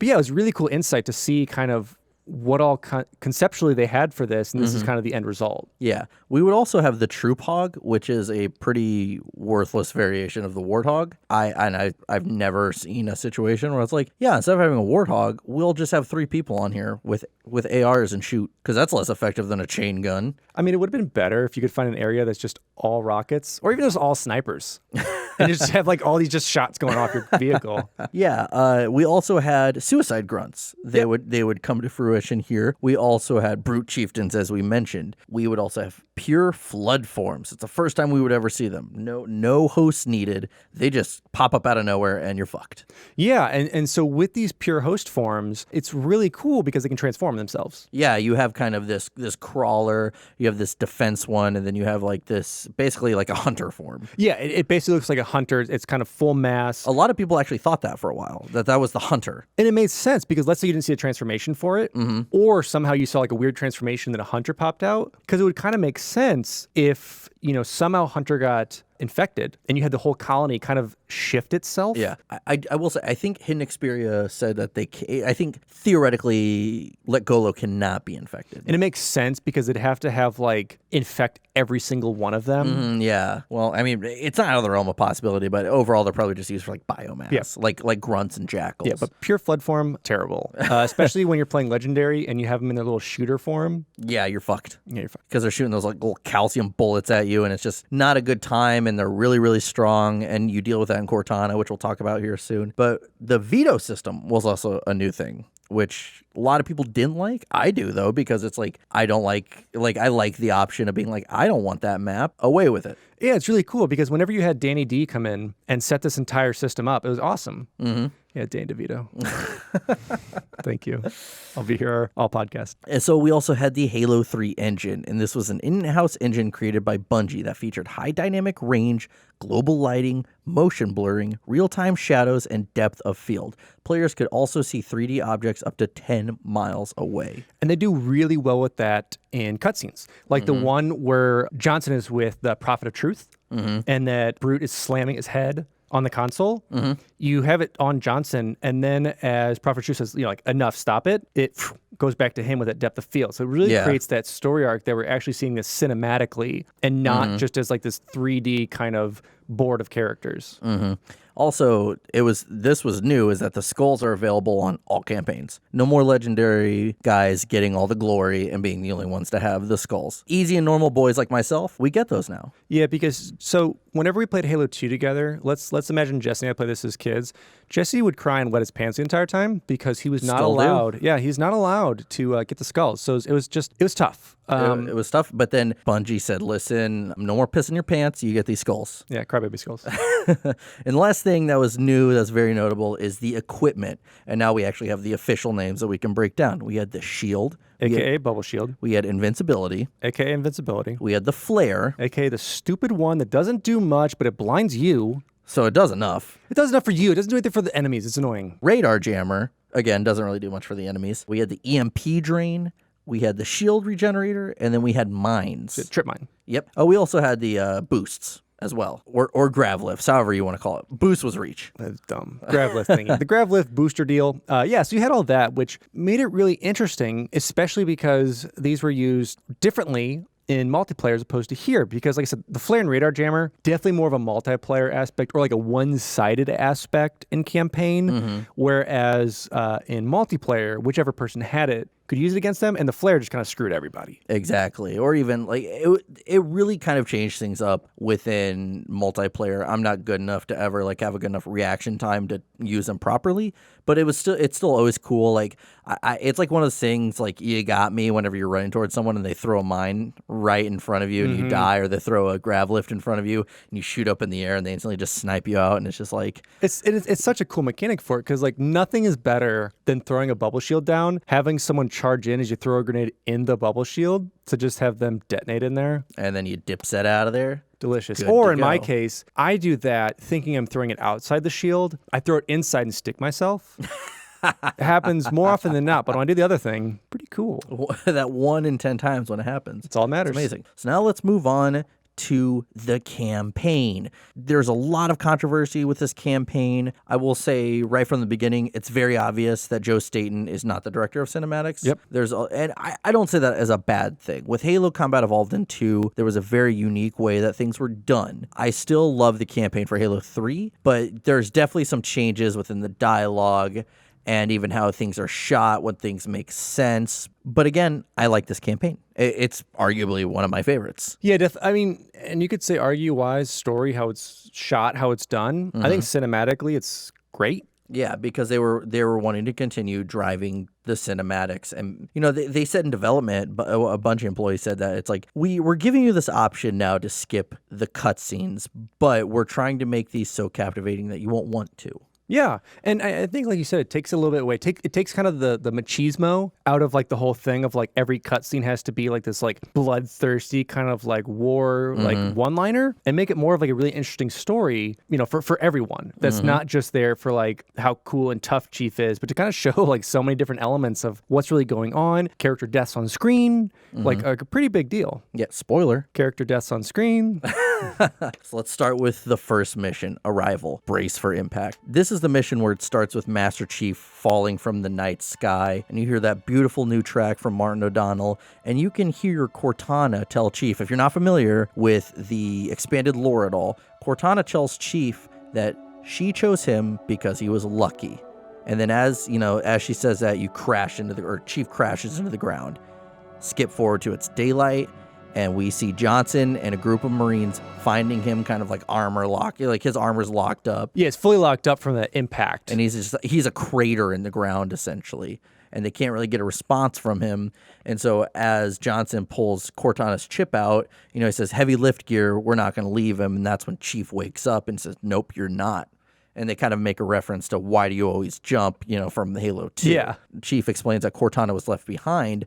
And then we already have this campaign starting off badass because you can see the kind of the shadow of the Arbiter right there in the background. And then Chief just grabs a pistol and runs up and sticks it straight in his mouth. Yeah, so it's like right up his mandible. And then Johnson diffuses the situation. He's like, hey, Chief, he's with us. Yeah, and because last time they saw each other, they were enemies. And Johnson, so many famous lines coming from this campaign, is whenever Johnson says, we can't have you two killing yourself. And this is where Arbiter says, were it so easy? Like, listen, I'm not going down easy, bud. Yeah. And so then, he says, brutes have our scent, let's go.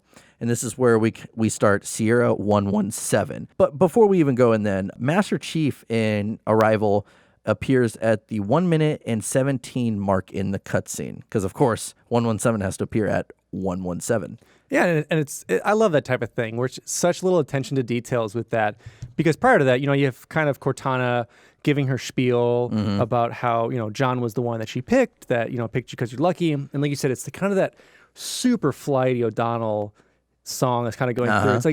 It's like if you recorded Stars. That's kind of what the sound exactly feels like to me, because what we were doing. Yeah. And so I love that. And like I brought up before too, one other bit of trivia about this portion is that whenever the Arbiter says the brutes have our scent, Johnson has 5 different lines he may respond with depending on the difficulty of the game you're playing. Yeah, it's like they must love the smell of green, they must love the smell of testosterone, like just like they did in Halo Combat Evolved and Halo 2. Yeah, and what's great is a lot of these lines are probably test lines. Just kind of go spitball. Just say, they must love the scent of, and then throw something after it, and then we'll pick some. Yeah. So now we have Sierra 117. Rise up, start the fight, and this is where originally they were going to have some warthogs and vehicles, but they said, this is kind of a buffer mission. So you're in a jungle out in, I believe, Africa. I could be wrong. But you start going through the jungle and you're initially hiding from these phantoms. Spoiler alert, it doesn't matter what you do. They don't react to you at all. Yeah, because you're going through. So now you've been recovered, you're going with the Marines through what honestly is one of the most beautiful maps. And in those vid docs, they kind of talked about that. They wanted the players to start off in like a lush forest as opposed to kind of these other desolate areas or just a city. Yeah, or a ship. Or a ship to really show off what the game can do, what the environments look like. And yeah, so as you go through, you're kind of winding your way, going over fallen logs, and getting this really cool jungle vibe. And then you eventually come upon, I don't know what we call those buildings. Like little bunkers. Little bunkers, I guess. Yeah, little pillbox bunkers, I guess. Yeah, like some old bunkers from a time came and went. And this is where you first encounter the Covenant for the first time in the game. And we see like a golden brute, Yep. At least on normal difficulty, a golden brute and some grunts. And, the fight ensues. And I will say, start of the detailed walkthrough, there's a waterfall, and if you go down on the cliff or the ledge there, you can find the first skull, which is the blind skull. So not the first baby waterfall. I mean, this is super hashtag detailed walkthrough. There's first baby waterfall. That gets you where the dropship comes down. No. It's big waterfall, and it's to the right of big waterfall. Right of big waterfall. Hashtag detailed walkthrough. Exactly. So you're welcome. You can PayPal us, Venmo us, whatever, because I know you couldn't find this without us. But yeah, so after going, you go through, and this is where you start seeing like you're dropping down levels. That way you can't go backwards as you're continuing to kind of fight through more Covenant. You get your first Cortana Vision. Oh yeah, that's so fun. And this is first drop. Yeah, that's where she says, could you sacrifice me to complete your mission? Could you watch me die? And then the Marine's like, your levels went KIA, which I think in retrospect, it's like, why would you write that in? Some little things like that's like killed in action. So your level's flatlined. Is that what you were getting at? And like the one thing you can kind of say about that, and with this Cortana Vision, because you see it in later scenes. I don't remember the mission where it's one of the later missions when you are going through and I believe it's the mission where you're going through Covenant, I think, when you're going to basically go kill Truth. And Cortana comes on, but she also comes on the display monitors to your left and right. I never noticed that, actually. I didn't either until I was playing through it again. Spoiler. And so one example you can get, if this is how they want to write it when it goes KIA, it could be kind of like, and this is an Alex Theory. Alex theory. Hit me with it. So, you know how in Ghosts of Onyx, they go to that kind of other Forerunner realm? Mm-hmm. That could be a potential thing where she's kind of communicating through that. And if he is leaving his body, technically, and ascending...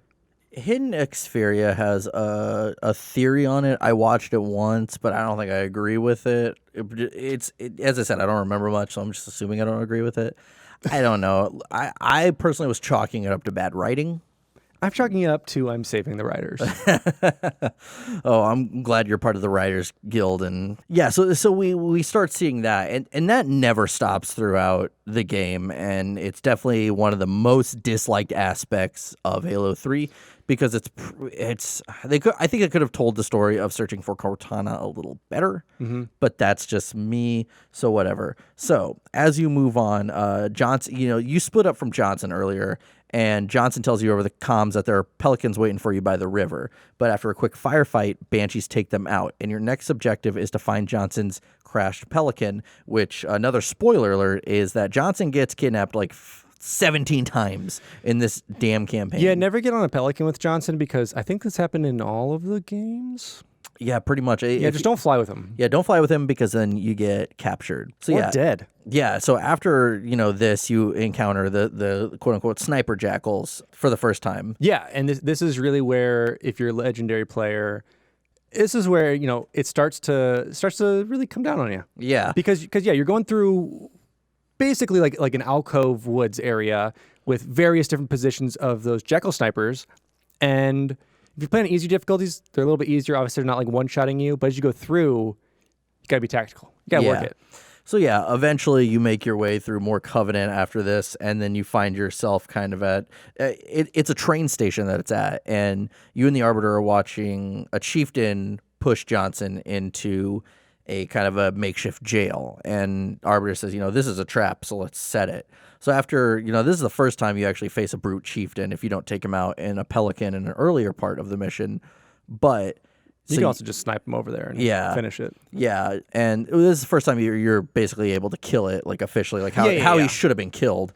And afterwards, once you save Johnson, the rest of the Marines are dead within that jail cell. But after you finish off everyone else, these pelicans take out these two phantoms, and you make your way out of the level. And that's the end of Sierra 117. And to backtrack just a little bit, I mean, like you said, seeing the brute chieftain for the first time, and if you don't know, just to kind of snipe him out over there, and this is really the first time that you're really going against a gravity hammer. Mm-hmm. And when you get up to this kind of walkway between the dam there and get over it, that's when you kind of first meet that brute chieftain and have to deal with him there while you have everything going on. It's a really cool moment in there. And if he turns on invincibility and you don't know about it, you shit your pants a little bit. Yeah, then you have to go out of your way to kind of dodge that as he sprints towards you because he's going for you. And then one of the things that Jesse missed, which is ridiculous that he would even overstep this, is a little bit about hashtag walkthrough. The Iron Skull. Detailed walkthrough. The hashtag detailed walkthrough is the Iron Skull is available here. And where it is behind where Johnson is captured. You climb up on some stuff. You take that stuff up even higher into the windows, and then you get the skull in that area. Yeah, so definitely, I know you guys just heard that, and you're like visually like, I know exactly where it is. So you know exactly where it is. You don't got to watch any videos on it that make it very, very easy. You'd rather just have some really bad audio retelling of it, and that's what we're here for. Exactly. So yeah, let's move on to some additional trivia for this mission. I know we had initially said that there were supposed to be vehicles, but then they turned this into more kind of like a quote unquote ease into mission, and especially for any new players who didn't know anything about like the physics of the vehicles at the time. Well, it's great because it allows them, like you said, to kind of jump into it by fighting brutes at first. So like you are fighting your kind of main enemy, but you keep finding like little patches of them and kind of getting used to getting these little firefights all over. So it really does make sense. Yeah. And then also in 2008, a user UAWEOT42 issued a challenge to get into the cage at the train station at the very end, because there's this kind of like area that's just blocked off by like bars, like a jail cell. 9 years later, Termatius Tricosity, a YouTube channel, posted the video of this challenge finally being completed. And it looks like it took a while. I didn't watch the whole video. I kind of watched like the times, the sped up version. It looks very hard. I will never attempt this. What few kind of like little things I've tried in the past of breaking the map that should have been easy but were very difficult for me, this is out of my realm. I love this type of stuff though, because I mean this is what led us to like sword canceling and getting outside the map. And when you get to the Master Chief Collection within Halo 2, there's so many different map breaking areas that they rewarded the player by making achievements to go find these little dolls they made of like different characters in the game. Yep. So yeah, also, some more kind of Easter egg stuff is that, the famous caveman family can be found in this mission. And this all started from a joke in an email chain where Mark Leto's face, he is a developer at Bungie, was photoshopped onto a gorilla. So Bungie still kind of has that adolescence of like taking email chains and turning it into these Easter eggs within the game. It's great because they're just inside jokes that are making their way in. And also hashtag detailed walkthrough for this. It's in the jungly part where you jump on some stuff and you have to jump across to some stuff. And then when you're there in a more open area, you can see them. Exactly. So let's move on to the second mission, Crow's Nest. Clear the base, whatever it takes. So the Pelican that you're on, carrying Johnson and the Arbiter, makes its way to Crow's Nest, and you see a group of Marines shocked at the sight of Chief, all except for one that literally is bandaged over the eyes. And what I love about this part, too, is this beginning cutscene when you're coming in is like super reminiscent of Star Wars. Yeah, it is. Yeah. It's of the first one, right? New Hope? Yeah, because you have the guys in the towers kind of watching you come in. Yeah, kind of watching as the Millennium Falcon kind of comes in and lands in there, and it's that almost the same setup, which is definitely, I'm thinking, an homage.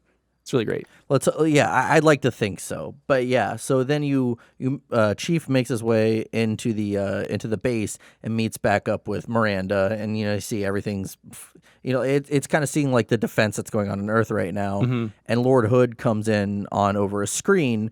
And Miranda and Hood start kind of devising the plan of like what Earth's going to do for this last-ditch defense. But in that, all of a sudden, the whole station, the power goes down, and the Prophet of Truth appears on the screen. On all the monitors that are there. Yeah, And this is the first time we hear that new voice actor, and it's kind of a little bit off-putting because before you had kind of like this, sounds like a young guy, kind of cunning, and now it kind of just sounds like an old man rambling. And my little gripe was that I wish there was some kind of explanation, but oh well. Yeah, but even so, like, let's say now that he is kind of this head prophet that's dealing with Earth, he's kind of like gone insatiable with his power because he knows he's getting close to the Ark. You can say something like that. That's all it took, though, was a line. But whatever. Again, it's not going to make or break the campaign. But yeah, so afterwards, he says, like, y'all are still doomed at this point. And so then that's when we learn that Crow's Nest is under attack. And this is where the mission actually, finally starts. Yeah, and so that last kind of scene, it brings those one-liners back because, they're asking, like, Marina asks, like, where should we go to? She's like, to war. Yeah, she cocks the little magnum and says, to war. Cocks it back, gets it going. So to start this off, a little bit of that hashtag detailed walkthrough, this is where you can find the black eye skull. And so to find this, whenever you start the level, on this left side, you see some air vent stuff and... Yeah. Things up there that go into ceilings. So what you do is you climb the first set of staircases jump on top of a container, jump onto the first set of ceiling thingies, then jump onto the big air duct, and then walk down, and the skull's there. Mm-hmm. Yep. Hashtag get to the walkthrough. Yeah. So after you get that and you get all your skulls set, this is where you kind of kit up. And you can first kind of select your weapons, because you go down the base, you can pick between, your battle rifle, your assault rifle, your magnums, your SMGs, and get kitted out and walk your way through this bunker where Marines are kind of setting up. This is one of those first levels that really, really pushes that backtracking idea of creating like one linear level, but having you go to different areas. Yeah. Because your main 3-ish areas are your control center, the hangar, and kind of the tunnels and everything in between it. Yeah. So you make your way out, you make your way through down, some highway tunnels to assist what's going on in the hangar. And along the way, you fight your grunts, you fight your brutes, and you come to the door that leads towards where the hangar is. Yeah. And this is where you first see some troublesome jackals in there as well, because you have some sniper jackals down that way.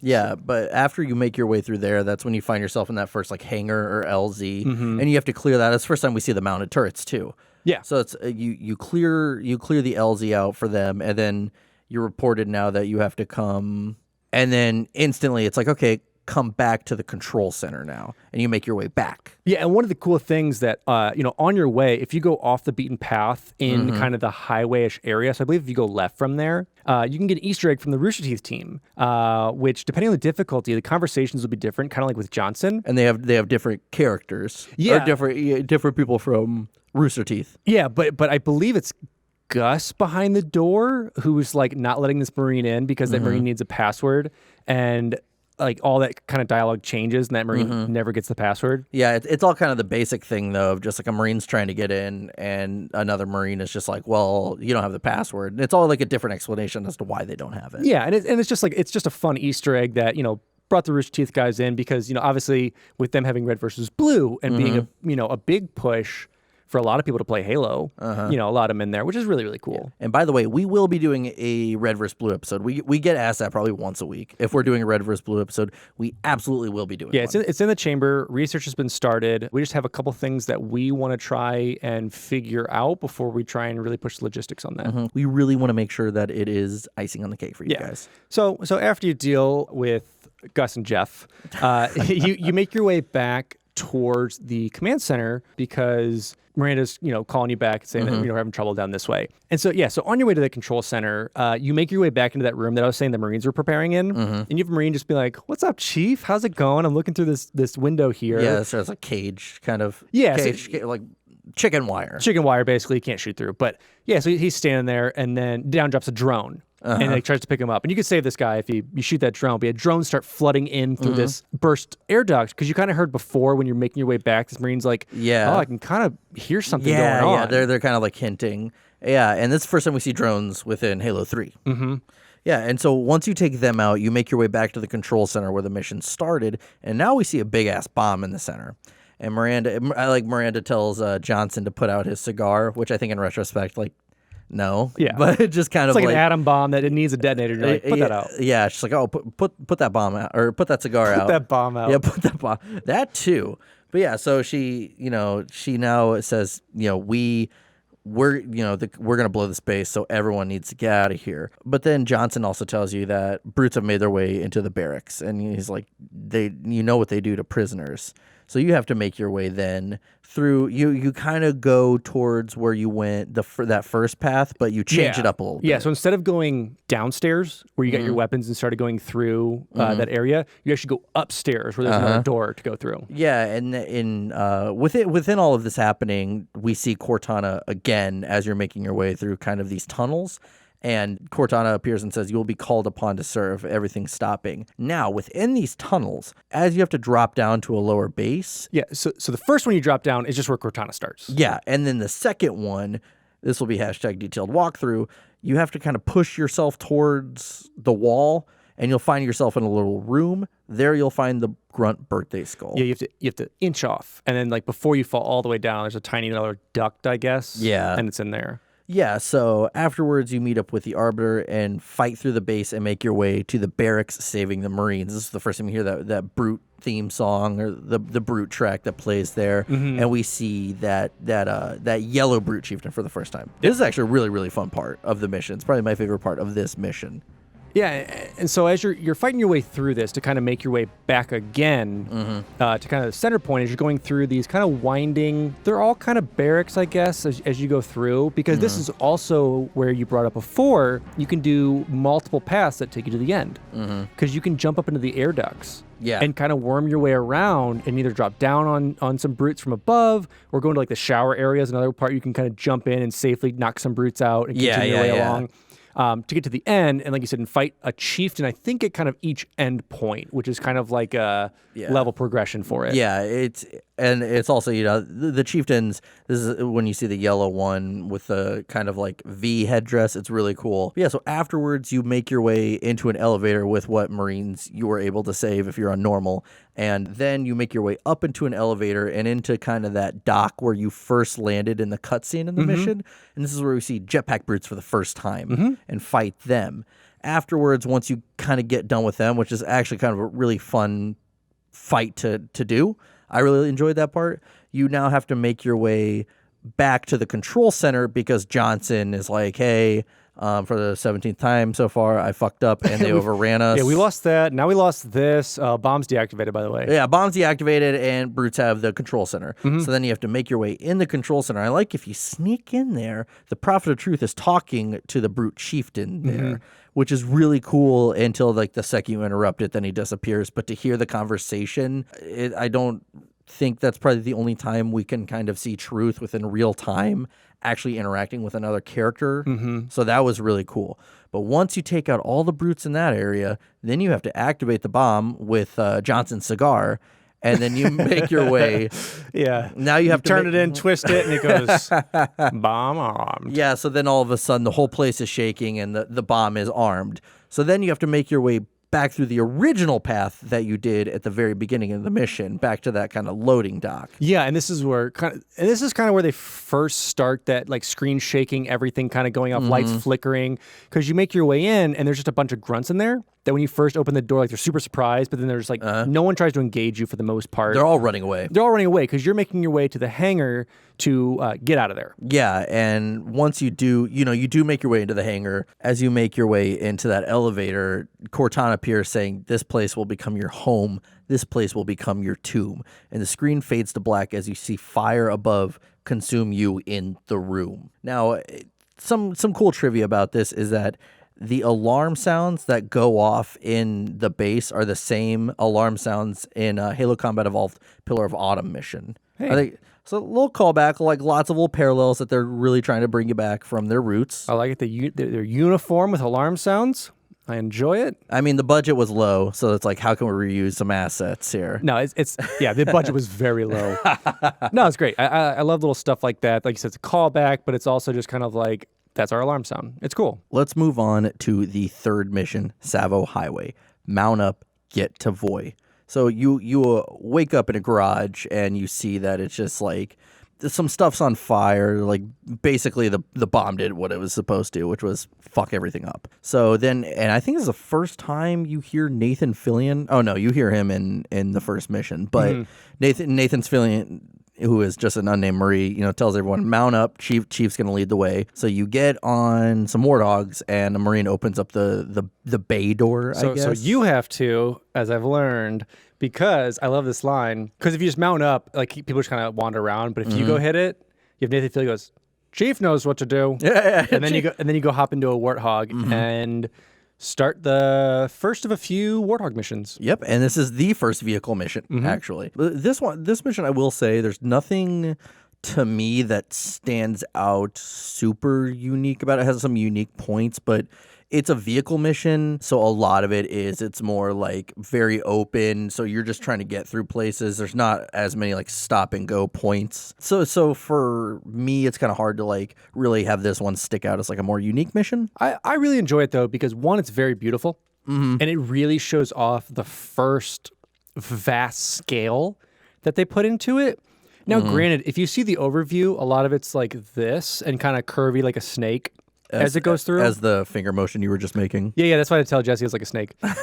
Because we're so visual here. And you start to see destruction of like the base and other stuff around you that's kind of like dictating your path. Yeah, because you're in a kind of a tunnel system, and then you make your way out into the opening. Yeah, you basically exit out from kind of the entrance to what the base would be, and that's when you first run into some jackals and some grunts. Mm-hmm. Yeah, and then as you make your way out, you hit like little pockets. Like there's, like the sniper towers that have mounted turrets on them, little pockets of grunts with some brutes, and you pretty much do all of this up until you come to part of the highway that is broken. Yeah. Well, there's also points where like there's vehicle barriers. They have to stop, get out, and then bust through it, and then get back in and go. So as you make your way to your first barrier that's on the highway, so there's these like cement block. You kind of see on like a highway that divides a highway today that are blocking it. So you have to get out of the Warthog with your Marines. You go across a little broken section, and you come across a Marine encampment. It's kind of up in the hill in some bunkers that we see that they're defending. And it fight off the waves of, it's kind of like a firefight Yeah, sequence. it's kind of like a firefight semblance to it. It starts off with like, like a neutral wave of like regular brutes with some regular kind of grunts. And this is where we first get to use the fuel rod cannon here. So you kind of beat down a brute that has it, snag that up, and defend it. Yeah. Go through a couple waves, and you get like a higher chieftain to come out, and then eventually a wraith will come out. Or skip all of that and just walk past it, and then you come to a field where you have one of the sniper tower things, a wraith, and 2 brute choppers. And if you take the guy down who has the fuel rod cannon, you can go ahead and just kind of make quick work of that wraith tank and either ignore the choppers or deal with them, and then you make your way out and through. This is where we see that vehicle barrier that you have to go through and kind of destroy the generator, right? And actually, before you go through that, there's kind of that pipeline right next to it. If you jump over that, and there's kind of like a rock ledge trail behind it. Oh, yeah. So, yeah, because there's like a little, almost like toll boothy building that's big. Yeah. And you can find like some equipment in there. You can find some trip mines, some other stuff in there. And then, so you can jump on the pipeline. And like you said, there's like an outcropping to the left that you jump down on. You'll jump down to another section where the skull's back there. Yep, the tough luck skull. It'll be on the ledge. Afterwards, you take that vehicle barrier, like shield, that giant shield, and you have to make your way farther, fighting off more waves of Covenant. And I think this is the point where you first see or you go in this giant field. And there's like those wraiths and there's like 2 wraiths and like 3 or 4 brute choppers around the end of the highway. And that's a really fun part to actually go through and fight all that. It's challenging too. Yeah, because I was getting both together because this is where you can jump down and get the brute choppers and make your way around and like you said, like deal with the choppers that are going around, deal with some gun turrets and things like that, and then the 2 wraiths that you're more than likely you want to steal to make your way down the highway to where the brutes have kind of set up the same concrete barriers you had to jump past when your Warthog can get through. They have that set up, and this is where you're told to smash through the barrier. Yeah, and if you really, really try and you're really persistent, you can get that wraith through those kind of cement barriers. Yep. And and there's like a crash pelican there. You take out all the brutes there, and this is where we kind of see the end of the mission. And you do have to destroy the barrier. Yeah, you destroy that shield barrier at the very end. And so at that point, you finally defeat, there's a chieftain there, and you defeat that. And then that's when a pelican comes down with Miranda, and, now we see that the fight for the Ark, or at least, spoiler, they don't know it's the Ark at the time, this kind of portal. Yeah, because... they do think this is the Ark. Yeah, because at this point, the destroyed New Mombasa is pretty much a huge crater. It's a dig site. Like, the whole thing is just torn out, and you just see... what we will see is the Ark in the center with kind of like all of these different, Forerunner tech that kind of helps it. Yeah, so they think that this is the Ark, and they're like, we're going to make our way towards the Ark and fight for it. So this mission was actually supposed to be a lot longer, but due to production issues, it was shorter, which I'm kind of thankful for, because as I said, it is kind of very lengthy and, to me, a bland mission, but I'm not complaining too much. It does have some fun parts. I love it because one of my favorite aspects of the Halo games specifically, especially playing with friends, are the vehicle missions. They did vehicles so well in this, and it's so much fun playing with friends to kind of jump in that. And it's like, and you can strategize. Are we all taking choppers? Are we getting this Warthog and taking it, all the way we can go with it? What are we doing with this? It was just a really fun vehicle mission that introduced those choppers to play around with. And they give you plenty of options to work with that. And like you said before, with the vehicle mass, is like you can run down those ghosts, no problem. Chopper v chopper, you got to be pretty good with it. Yep. And then the tanks, you can't, but you can still ramp off of stuff. You can play around with it. Yeah. And with our talk with Eric, he's the original one that kind of thought up the brute chopper. And kind of brought it into fruition of what it is today. And, with our talk with him on that was just really insightful to kind of see what all went into the build on that and to make it still feel like brutish. Yeah, exactly. Or they kind of say it's like a chop, like some developer said it kind of felt like a chop shop machine, like some Forerunner tech, but with just some scraps thrown on it. Exactly. Yeah, so let's move on to one of my favorite missions in this game is the Storm. Reclaim the city, make a hole. So the mission starts, it's kind of like rainy, and you're riding with a battalion of warthogs with squads of Marines in them. So I like already you have like kind of this battle mentality, and you hear Miranda says that Truth has found the Ark, or what they think is the Ark, and your mission is to clear all the anti-air guns so the UNSC can attack him from the air, kind of just barrage him. So you make your way to this structure, and of course all the Marines are like, go ahead, Chief, we'll follow you. Yeah. And this is another one of those missions, not necessarily wash, rinse, repeat. But kind of. Because you kind of get to these checkpoints that look very similar. Because as you open it to the left, you can kind of go up the stairs and to kind of like a command post, I guess is the best way to describe it, with some glass you can walk through. Literally glass you could walk through. It is. And it's almost like a prologue or like a training mission to what to do. Because like, all right, Chief, push that button to open the doors. Let us through. Yep. And to get that started. Yeah, and you make your way. You're going through kind of these. You're going through buildings and tunnels. So the first building, you go through this first building. You mount up with these Marines, and after you fight some Covenant, and you go to attack the first Wraith and anti-air Wraith on kind of this beach, which and this is the first time we see the anti-air Wraiths, correct? Yes. Yeah. So that cool machine that you see, you're like, I can't wait to get in that, and then Bungie's like, nope. And at this point, so if you're able to, you bring the Warthog through, and then they also give you 2 ghosts to use before you can kind of jump out there. So it gives you the mobility, because the best thing to do is as soon as you leave to the left, there's a group of grunts and a brute that's just kind of running away. Yeah, kind of running. And you just got to plow them down. And you always get to go for them. I will say, I did not like the physics of the ghosts before Halo Reach, because it's like if you try to get to a sharp turn, you can't with that. I'm glad like within Reach they kind of like changed that up. Yeah, little tweaks. Yeah, so as well as like on the beach, there's this kind of silo, or it's like kind of like this water tank off to the right. That is where you can get the catch skull. There's a lot more details that go into that. Like you need to get it before you kill those wraiths, because if you kill those wraiths, it disappears. If the anti-air wraith dies, you cannot get it. And the ways to get it, you have to go on top. You have to wedge a warthog in there and ride a ghost up it, or kind of grenade jump explosion off of it. Nothing I will ever do. So sorry. Yeah, you just got to make sure that you don't kill that anti-air wraith. Otherwise, it'll despawn. Yeah, but so after you do that, you kill the anti-air wraith, all the ghosts, and the regular wraith, you go into kind of that wash, rinse, repeat sequence. You go into that same kind of building. This is where you see a chieftain, and instead of like, they're all kind of there waiting for you. So you fight through a chieftain and the rest of these brutes. And then as you make your way down into this new kind of open area, we see drones coming again. And once you fight through them, you open up a tunnel. And this time you have a bunch of Marines on warthogs with rockets. Yeah. And this is the fun ass part. Oh, yeah. And because this is where, like, you kill off anything that's there, and, like, you see that there's a bunch of mongooses. Mongoose. Yes, sir. Yes. The mongoose, as, like, as ducks fly together, geese ride together. As you get to your mongooses, you notice that, like, a lot of them are strapped with guys with rocket launchers just chilling on the back waiting for you. And which, by the way, always drive. Never let a Marine drive, because you will flip off the edge of the cliff or the beach always. Yes, and it's fun to try that because the AI doesn't understand like the driftiness of it. So they'll try and like stop and turn, and then you'll just kind of skid and just flop over to the side. Halo 3 AIs, when it comes to driving, are abysmal absolutely abysmal. And I love it so much.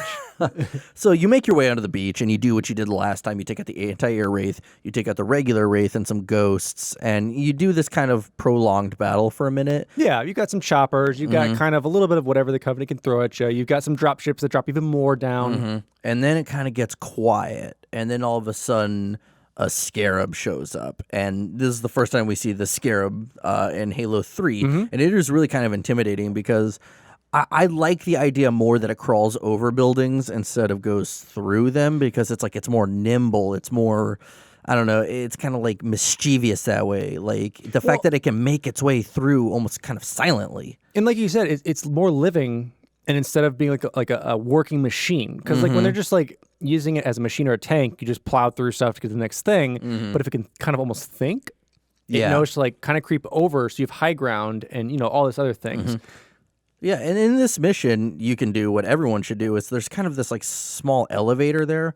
Just get on top of the elevator and jump onto the Scarab. That's what I always do. Yeah, so you have various options with it, and you kind of learn the mechanics. So you can do that, and up that elevator, you also find a sniper rifle, and then I typically take the rockets from one of the Marines, so you kind of have that kit going in. Or, like we announced a little earlier, you have some of those missile pods set up. One's destroyed, but one's mounted. If you go on the mounted one, you can actually lock onto the legs. So in Halo 3, if you are able to take out enough damage on a leg, it actually disables it and it crouches down enough for you to jump in. But if you don't do it in a timely manner, it'll actually recover. Yeah, that's a noob way to do it. Just get on the elevator and jump on top. Yes. And I want to say a good 40% of the time I always miss. So, but you know, it's a learning curve. We all got to start somewhere. Quote unquote learning curve. 12 years later. So yeah, you do eventually, you have to go into the butt and take out the shield and take out the core. And of course you have to get off the Scarab, because if you're anywhere near it and it explodes, it kills you. That's also something like people don't realize. Like, oh, I'm going to stand by this and watch the explosion. And then it takes you out. So always stay away from it. I guess I'm talking to our presumed first-time Halo 3 players. Yeah, he's talking to all the Jessies out there. If you don't understand what explosions do, talk to Jesse. So yeah, afterwards you make your way into this kind of storage unit where you then see kind of these Marines kind of like battle damage from a fight that just happened. Yeah, so this is kind of where like the sick and battered, not sick. I mean, you know what? If you had a cold, you went there as well. Yes.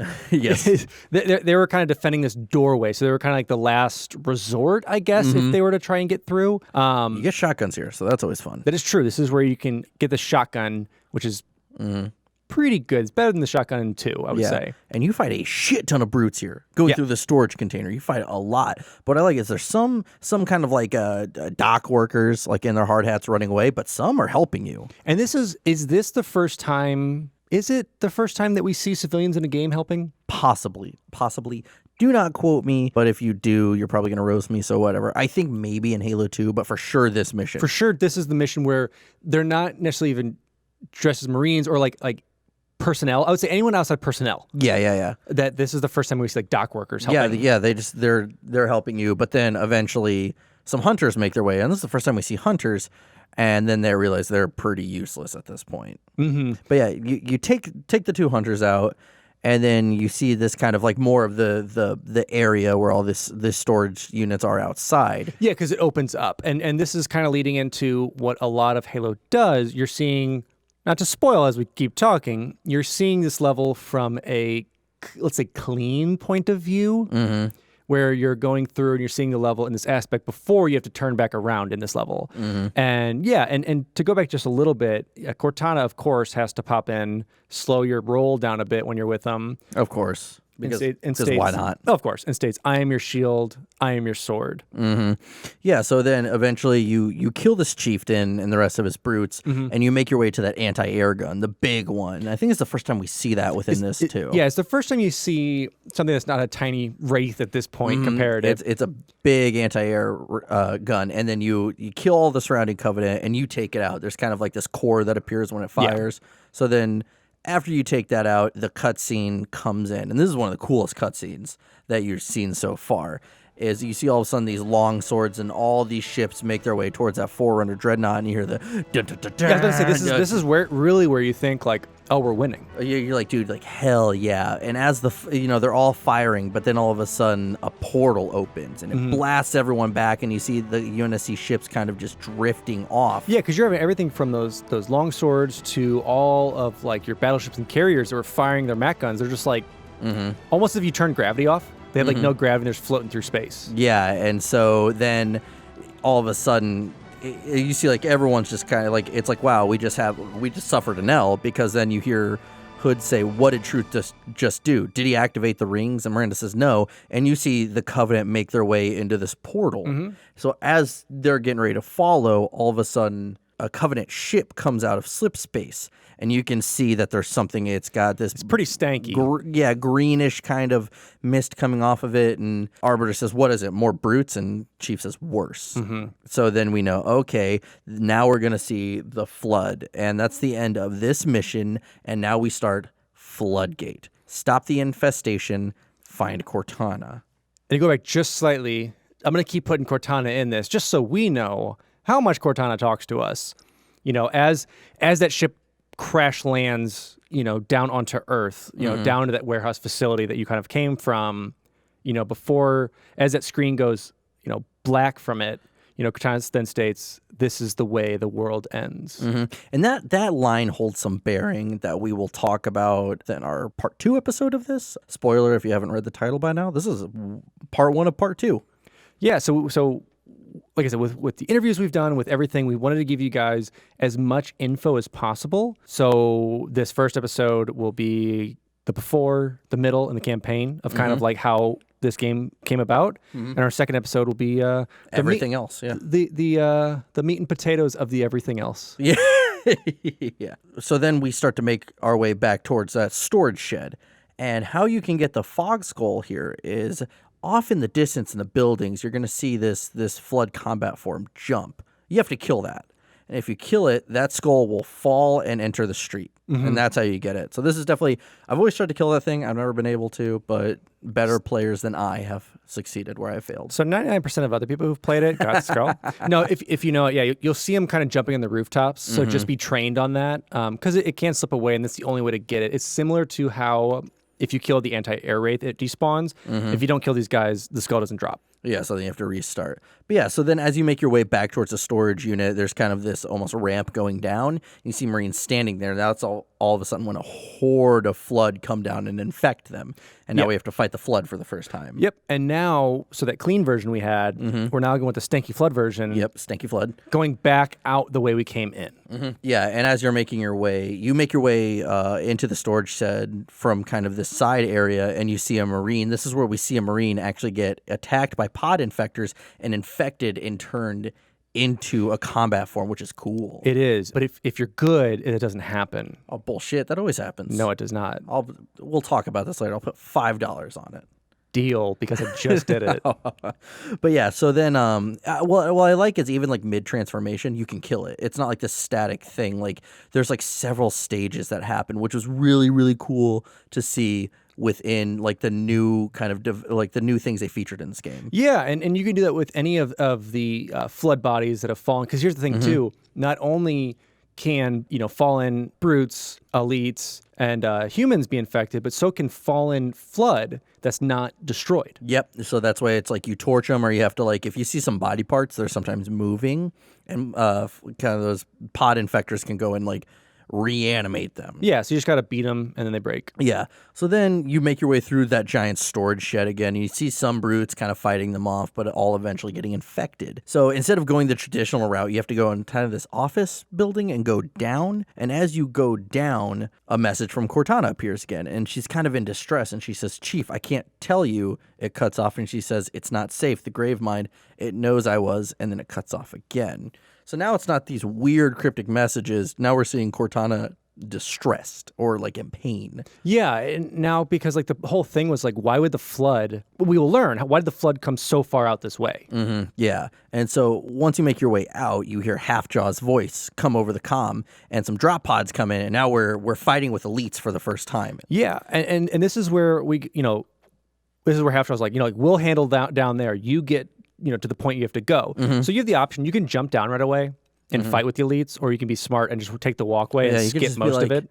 Nah, son, I don't want to do that. And this is where we first see pure forms. It is. Right. And right before you get to that, if you do make your way all the way down, it's that same exact lift that you took to get the sniper. There's a sword there. A sword. I did not know that. Sword and a plasma rifle. Good to know.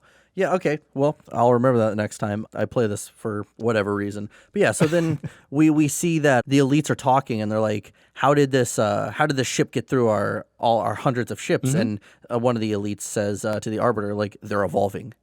So now we're seeing how like they're working this ship and making their way through, and they're now on Earth, and everyone's kind of shitting their pants over it. Even the elites. Yeah, which is huge for people who before could say they're like, we can best this. We have energy weapons. We have energy swords. Like we can handle all this, and we have energy shields. All energy, all the time. Yeah, and so yeah, for that to like really happens is tough. And so after we fight the combat forms and everything, we get actually to the crashed ship and make our way in. And this, as soon as we kind of step in and get through, this is where we have Gravemind in us now. Yeah, so now we're dealing with that annoying shit from Cortana now to Gravemind, where the screen kind of gets skewed and it goes green. Yeah, so instead of just having Cortana come across, we get a big old fat FOV change. Yeah. And some green slime stuff. And he says, "Do not be afraid. I am peace. I am salvation." And you're going into the ship not only to destroy it, but because you learn that Cortana's in there. Yeah. Johnson comes over to the comments and says, Cortana's in that ship. You need to go get it. So you go in there and you make your way to this podium. Well, actually, the Gravemind also says to you, "I am a timeless chorus. Join your voice with mine and sing victory everlasting." Yeah. And this is the first level, I believe, you get to go through some sphincters. Yeah, you go through those very infamous sphincters. Flood buttholes. Yeah, you are the poop that comes out. And you make your way to this glowing podium, and this is where Cortana is, and all of a sudden you grab this kind of PSP. Yeah, you grab this purple Covenant PSP, and all of a sudden 343 comes down and kind of like starts zapping. It's like, I need to fix your construct. And Chief's like, hold up. Last time I saw you tried to kill us. And he says, nah, that was foolish of me. Like, you still killed the Flood.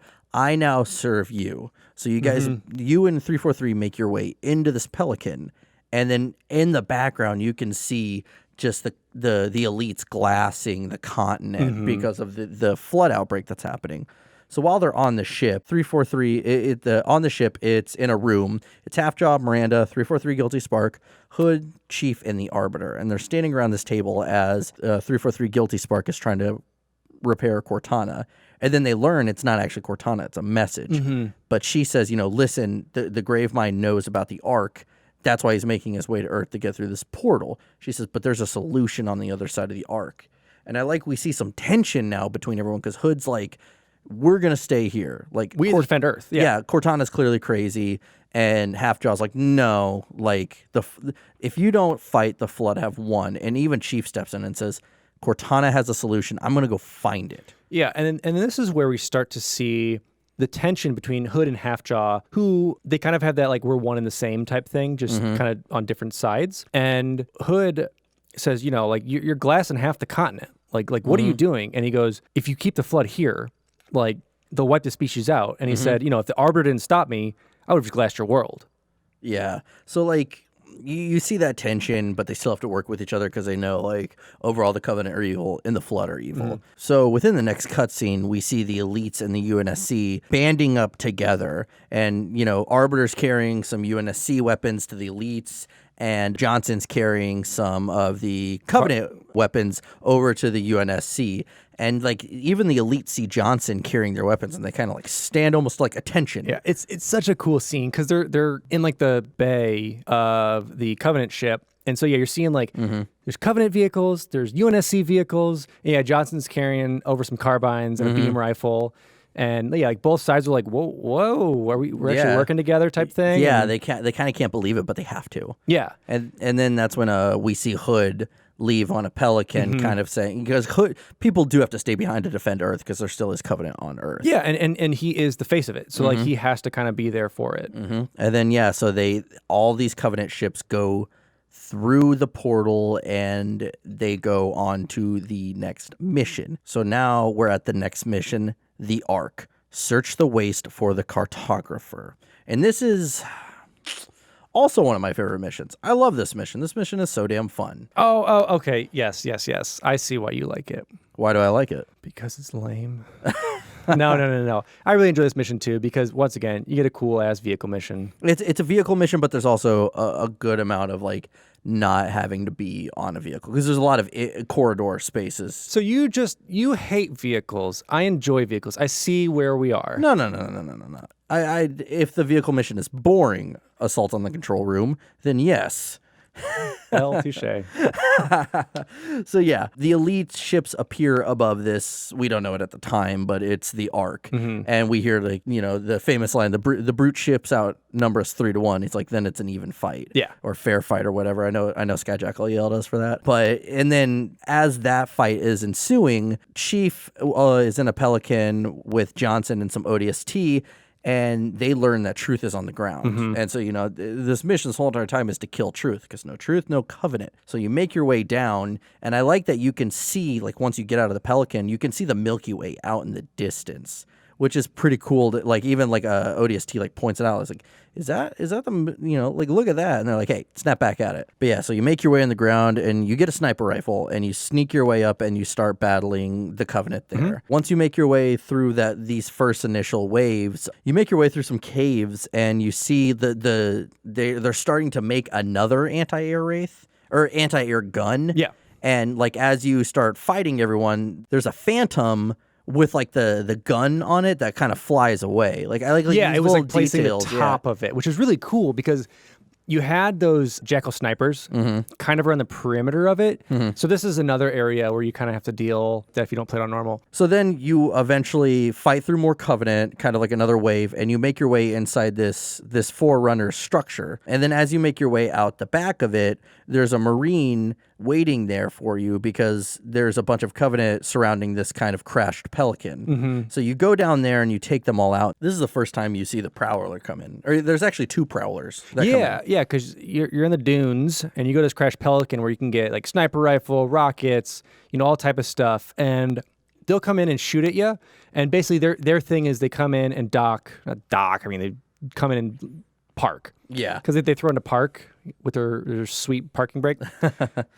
And anyway, they hop out to kind of start the fight. But if you rocket them, you can take that. Or you can steal one and take it on to where you kind of go over that dune and you see that there's a number more vehicles you can kind of pull from ghosts, choppers, a bunch of other stuff for you. Yeah, and within this ensuing fight, you eventually have to make your way to this LZ that's at the top of this kind of Forerunner structure. And that's where you meet up with Johnson, and he's like, all right, we need to go take out all the anti-air wraiths. That way the Forward onto Dawn can come and land. So then you make your way towards that way. And see, this is a vehicle mission, and I've liked it all so far, just so you know. All right, so for some hashtag detail walkthrough for the Ark, so you're looking for the Famine Skull. Biggest thing you need is you need deployable cover, and you can get that by killing the brutes at the beginning and getting that. And then after Sergeant Johnson tells you on the other side of the wall, follow Pelican around a rib structure. And once you get there, you see some like pillar thingies. It's pretty apt. Yeah, they hold stuff up. You know how it is. You have to grenade jump, but also deployable shield jump on a rock. You'll see it. You'll see it. It's there. Yeah, you'll figure it out. You eventually make your way out to that, through fighting through Covenant, you make your way out to that landing zone where you see more anti-air wraiths. There's actually a lot of, there's choppers, there's a number of original wraiths. You've got a couple grunts on some mounted plasma turrets. Yeah. And there's got to be strategy going into this part for sure. Yeah, it's definitely tough. And like the higher difficulties you play, like you kind of have to think that out because you've got the choppers, you've got the ghosts, you've got, even just like brute shot all around. So it's a lot to deal with that. But the payoff is one of my favorite and coolest scenes in there is when you take that out, Johnson kind of lands this Pelican right there and gives you the go-ahead for the Forward onto Dawn to land, to kind of come in. And it just it seems smaller at first, but the closer it gets, the bigger and bigger it gets. And it starts blowing away all the debris and the destroyed vehicles. Yeah, it's so cool. It's cool, and it drops off some scorpions for you. Yeah, so it's like, hey, Chief, I got some stuff at the loading bay for you. Yeah, and you get, I think it's three or four, total, and you drive one, or for a scorpion mission. And this is where you kind of have 343 Guilty Spark guiding you, and you're just using it to take out literally everything. This is the first time I think you can take out a phantom, which is actually new. I forgot to add. That's new, taking out phantoms. Yeah. We can now do that. So you make your way through hunters and everything else, and you go back to that LZ where you met with Johnson. And then once you take out everyone, you go inside that structure, that building. Yep. And through there, you have to activate this light bridge That allows all the scorpions to be able to make it across that way. Yeah. And then whenever you finally do go through, it's kind of this shit your pants moment because then you see a scarab walk from Right over over you. Yeah. But then at that point, you get on the scorpions. You go down to like kind of the giant Forerunner garage door, I guess, that lets them all out. And this is a giant vehicle battle area. You're kind of going down these hills and you're fighting these wraiths off in the distance. And as this happens, that scarab returns. Yeah. And of course, I love Johnson's like, oh, get behind Chief. He'll know what to do. It's like, no, fucker, help me. Yeah, because when you originally start this and like escape, there's that Gauss hog that the Marine drives over to you, and you can make your way down. There's a couple ways that are fun. You can drive the Warthog right onto the Scarab because there's kind of like a rampy building. You all know what I'm talking about. It's like a building that has an interior, but then there's a ramp that goes up. Yeah, and so yeah, you can take your Gauss hog right over on top of the Scarab, or do the safe route and use a Scorpion to kind of shoot the butt off, or shoot the legs down, shoot that Scarab butt, knock it off, shoot the plating that it has on there, and then take it out. Yeah, and it's always risky doing it with the Scorpion too, because when it lowers and you ditch that Scorpion, sometimes you'll come back and it's done. Or what happens sometimes if you're directly under it, the Scarab will lower itself onto the Scorpion, just destroy it, or just low enough you get stuck and you can't then get it back after it's been damaged. But yeah, so after you destroy that Scarab, you make your way up kind of this ramp back into a different Forerunner structure. Yeah, with a couple Covenant that you got to take out. And you have the option. You can force that tank on up those stairs. As far as humanly possible. Yeah. Or like I did today, you can just walk it. Yeah.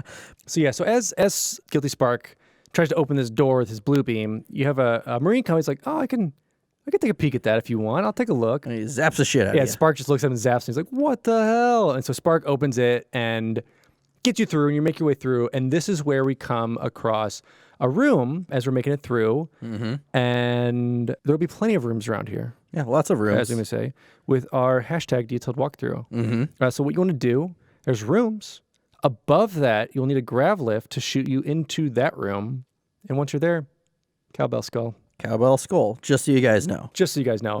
But yeah, it's once you're through that area, you'll go into the room with a bunch of sleeping grunts and a very saucy scene, I might say, in the back right corner of the room. You'll find the legendary brute himself pissing. There's a lot of lore behind this brute. I think we're going to do a whole episode dedicated to who this brute is. It's really a whole episode. I mean, because honestly, who doesn't pee?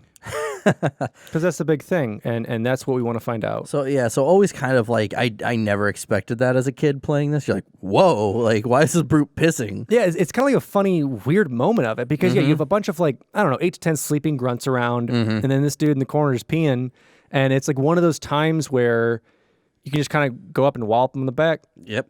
Which is rude as fuck, by the way. That's Don't fine. do that. Slop him right out his own piss pile. But yeah, so then you make your way throughout these corridors within this Forerunner structure, and you find yourself out in this kind of open, I don't want to say bay, but this kind of open area where these controls are. And you activate it, and a map comes up, and you find out that, now it's official. You find out what you're on is the Ark. Spark confirms it, like, oh, yep, this is the Ark. You find out I don't know how, you're far enough away from the Milky. It's like a couple light years away from the Milky Way. I think it was like 2 million to the 18th power or something, like light years away. Yeah, I'll take your word for it. I don't remember off the top of my head.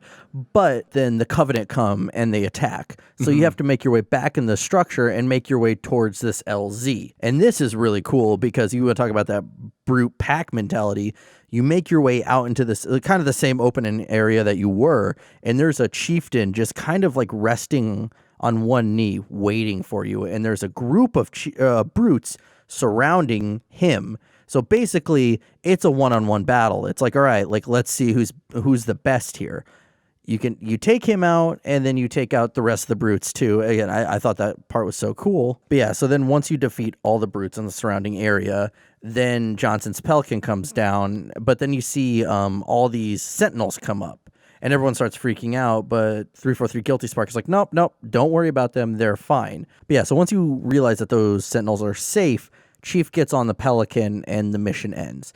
Now, there is some actual lore to some of this mission. The final chieftain you fight in this mission is named Sethagus, and his final mission before becoming the chieftain of the Brutes was going to kill the Master Chief. And good luck. Well, it makes sense too, because as you come down, like you said, like you make your way down this area, and it's like a big open landing pad, and you have this brute there, like you say, he's kneeling, he's got the hammer, and you have Truth kind of talking as well. That's like, you have to fight him by yourself. Like, you have to do this. Which you can screw that up if you want and just start attacking everyone else. Or if you want, you just turn around and punch him in the back before he can kind of get up, and then you get his invincibility and his hammer. And then you're like, let's go, bitch. Yeah, and you just wail it. And then a lot of those brutes have jetpacks, and there's a couple jackals, but yeah, other than that, you end it and you head out. And unfortunately, Sethagus failed. Got punked by Master Chief. He got punked.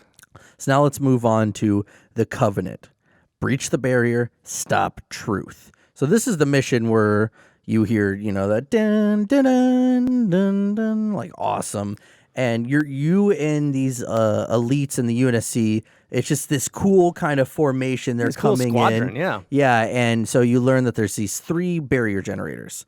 And if you break down, disable these generators, you can get behind this giant shield and get to Truth, because he's held up in this Forerunner tower, and he's trying to activate the ring. So as you're in a Pelican, and as you're making your way towards the beach, the Pelican behind you is shot down by an anti-air wraith, and it crashes into the one with Chief, and it's kind of a bumpy landing, not a crash landing, but a bumpy landing. Yeah. This is the first time you get that Spartan Laser. Yeah, and so the big thing is, like, they take each Pelican was carrying a Warthog, so they actually knock your Warthog off. You land, Spartan Laser, and so this is the first time you get to use that and like figure out what it does. Yeah, and it's pretty cool. You take out, you can take out the anti-air wraith with it, or there's also turrets there. Yeah, there's a couple turrets. Turrets there firing at you, so you can take all of that out. If you're a noob like me and you don't know how to take over that anti-air wraith, a Pelican will come down once you've defeated all the Covenant in the area, and they'll drop off a Warthog for you.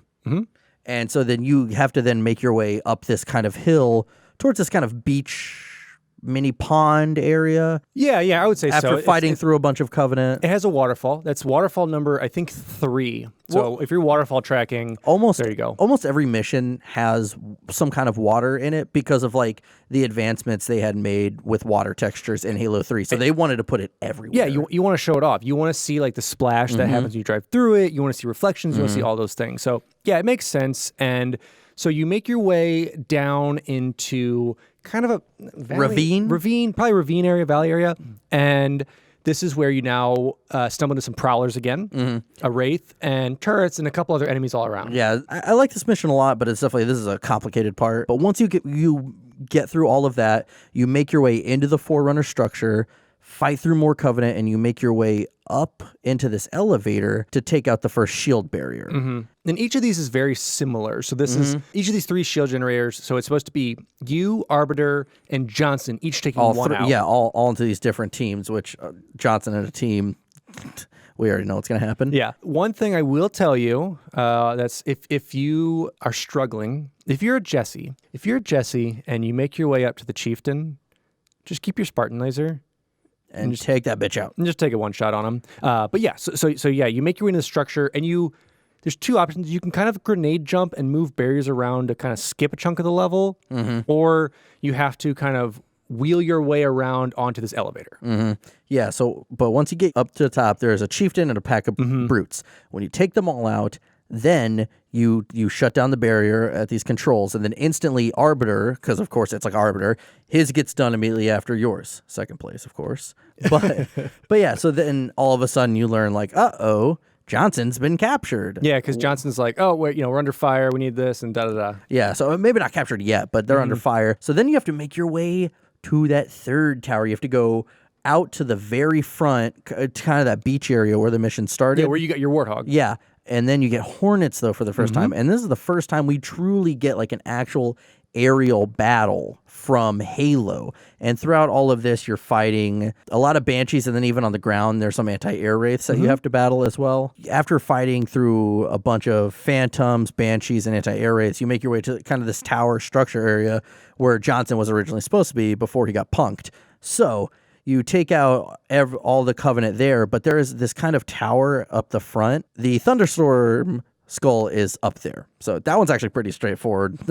I mean, honestly, you don't got to go anywhere else with our hashtag detailed walkthroughs. Yeah. But yeah, so then you make your way into the structure with the some elites backing you up, and this is exactly like the other structure for the most part. They do change it up with the enemies that are coming at you. You fight some hunters in there along with some buggers. Yes, this one's a bit tougher because in the previous one you had just high-ranking brutes, some grunts, some jackals. This one you have 2 hunters greeting you with some brute support, as well as if you make your way to the right, outflood a bunch of drones, and then as you make your way up and around fighting a bunch of brutes and get onto the elevator, drones then descend down on top of you, and you have to deal with that or just like push the elevator button and just pray that they go below you. Yeah, so then what happens, you get your way up to the elevator, it's that yellow chieftain, get through them, deactivate the barrier, and then as Halfjaw makes a ship over that tower, like, all right, let's end this, High Charity appears. Like that city,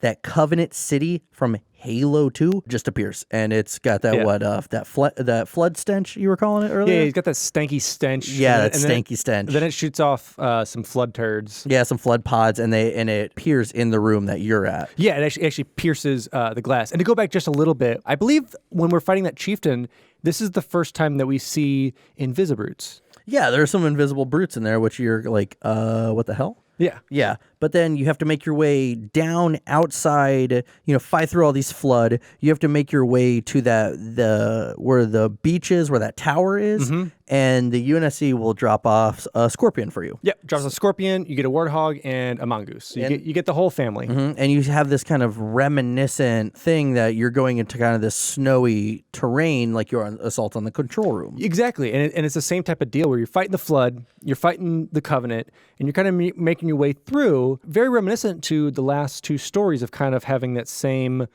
story arc of either dealing with the halos, kind of figuring out what the halos are, and working in Forerunner structures. So as you get to this kind of open area, you're on top of this giant ravine or, cliff. You're on a ridge kind of overlooking an empty area, and then ahead of you is a giant kind of towery Forerunner structure. Yeah, and so then 2 scarabs drop down, and you have multiple ways. You can stick in your scorpion, you can get in the hornets. This is definitely like a trickier part, because inevitably if you ditch your vehicle going to kill the first scarab, it's probably going to get destroyed. So then you have to figure out how to get a different vehicle to go to the next scarab. But once you take those 2 out, just shoot the legs out and then shoot the butt. you're supposed to make your way into the tower. But if and I can't exactly describe the path other than with hashtag detailed walkthrough, you make your way up this kind of railing to the side of it. Yeah, on the left side. And, with everything calmed down, if you make your way to the very, very top that you can, the Siege of Madrigal will play. Yeah, turn your volume up a little bit. And you turn around and kind of just see this open, vast area as the Siege of Madrigal will play. And it'll play as many times as you run up there. Discord user actually told us about this, so shout out to them. Well, I knew it, but you didn't. I did. Cool. Well, I didn't know about that, but either way, I thought that was really cool. So little things like that. Siege of Madrigal is like a minute and a half track, just piano, but it really just kind of makes, like, just for a second you calm down within that environment and you see everything that's going on. So then you make your way into the tower. So you land down at kind of the entrance to it that you see. It's a opening, but as Guilty Spark and as the Arbiter land with you, it forms a light bridge, and you make your way across the light bridge into the structure. Yeah, and right before you do, Cortana appears and she says, "It asked and I answered. For a moment of safety, I loosed damnation on the stars." So then at that point, you see the Prophet of Truth with his guards and Johnson as a prisoner. Yeah, so he's shifted to a cutscene. Yeah, we're in a cutscene now, and, Johnson's trying to convince this brute to kill him, basically, because Prophet of Truth knows he needs a quote-unquote reclaimer to activate the arc. Yeah, and I love it, too, because Johnson's just trying to be cocky and really rile this brute up. He's like, is that all you got? Like, that's all you can really do to me? Come on, give me your best. Yeah, but then a pelican drops in and kills a few brutes, and you see Miranda come out, and she has a shotgun, and she's got that pistol. And whoa, drops in. This pelican flies through the window, shatters it, and just drags across the ground and takes some of these brutes out. And then you see Miranda come out, and she's got a shotgun, and she starts fighting off the brutes, but then the Prophet of Truth says you can't take them all out. So that's when Johnson says, "Okay, kill me than yourself, because if we're dead, we're useless. Exactly. So she pulls her pistol out because, first of all, she had one of those she's had somewhat cool badass scenes in this. The cool badass scene where she's got the shotgun pointing one way, handgun pointing the other way. Like she's going to do some sweet Matrix spin and shoot. Yeah. And so as she's like pointing at Johnson and Johnson's like, it's okay, do it, she takes some spikes to the back. And she falls over, and we see the Prophet of Truth himself shot her. With a spiker, yeah. Yeah, and so clearly at this point, Johnson's grieving, and he's broken, so he doesn't stop whenever the Truth just takes his hand and puts it on the button, yeah, the to console. basically activate the ring.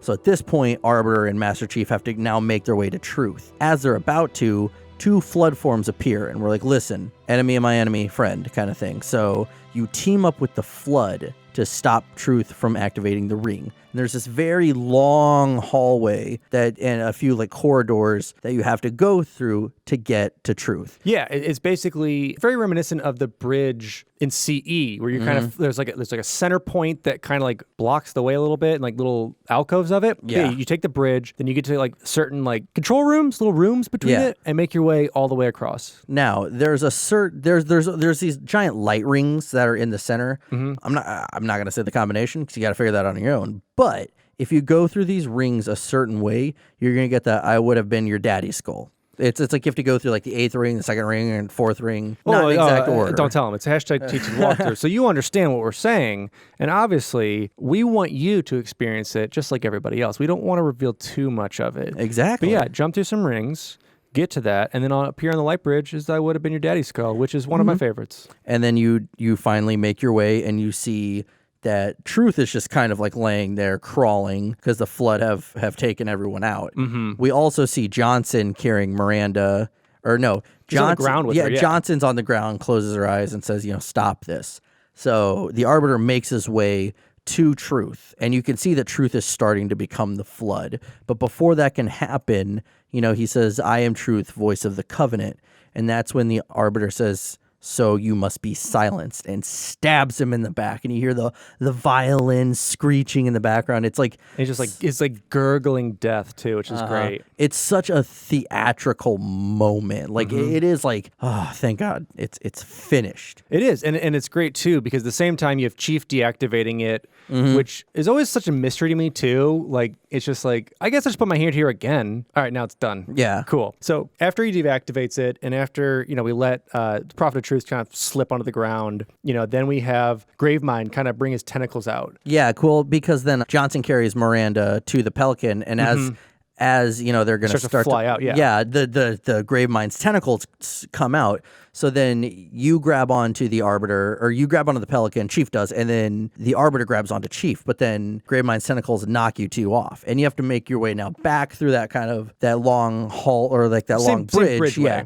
And fight through the Flood now, and they're infecting all of the Covenant that you just killed. Yep. Yeah, and as you make your way through, like you start to see, basically the carnage that you had, and luckily, if you have the Arbiter with you, if you're playing single, he's got a sword. At this point, you probably have the hammer from taking it from there. And so as you make your way through the bridge and fight stuff, and as you're exiting, you have Cortana jump back in again and says, "I'm a thief, but I keep what I steal." So you keep going through, and then you see basically at the end of the corridor, it's very similar to in 2 when you're going through the Forerunner structure. You kind of, as the Arbiter, like open up these air vents that kind of open up from there. It's like that, and you jump down this hole, and it cuts down.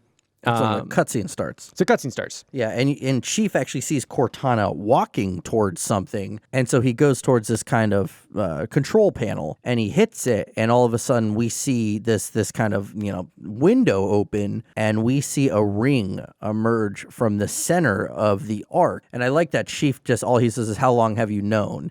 And Guilty Spark shows up, and he's like, "I haven't really known, but I was hoping that this would happen." Yeah. So Chief says, "We're gonna light that ring. We're gonna destroy the Flood," and and 343 is like, sweet. Badass. That's what I need. Back in action, baby. So yeah, and then that's the end of the mission. Now, this is the longest mission in the trilogy due to the fact that it's the Covenant's final stand. It doesn't feel as long as it is because there's a lot of changes happening all the time in scenery and how you're fighting, what you're fighting. And I think really, if if they wanted to, they could have broken this into 2, if not 3 separate missions that could have been drawn out a little bit more. But it's really cool because you get to see so many different aspects of the world itself. You've got vehicle combat, you've got various different weapons, you've got the Flood, and you've got what I don't think anyone would have expected for the Flood to team up. And that's what brings it back to the intelligence of, they're evolving. Yeah, absolutely. So yeah, now we have one of the greatest missions ever created from the Halo franchise.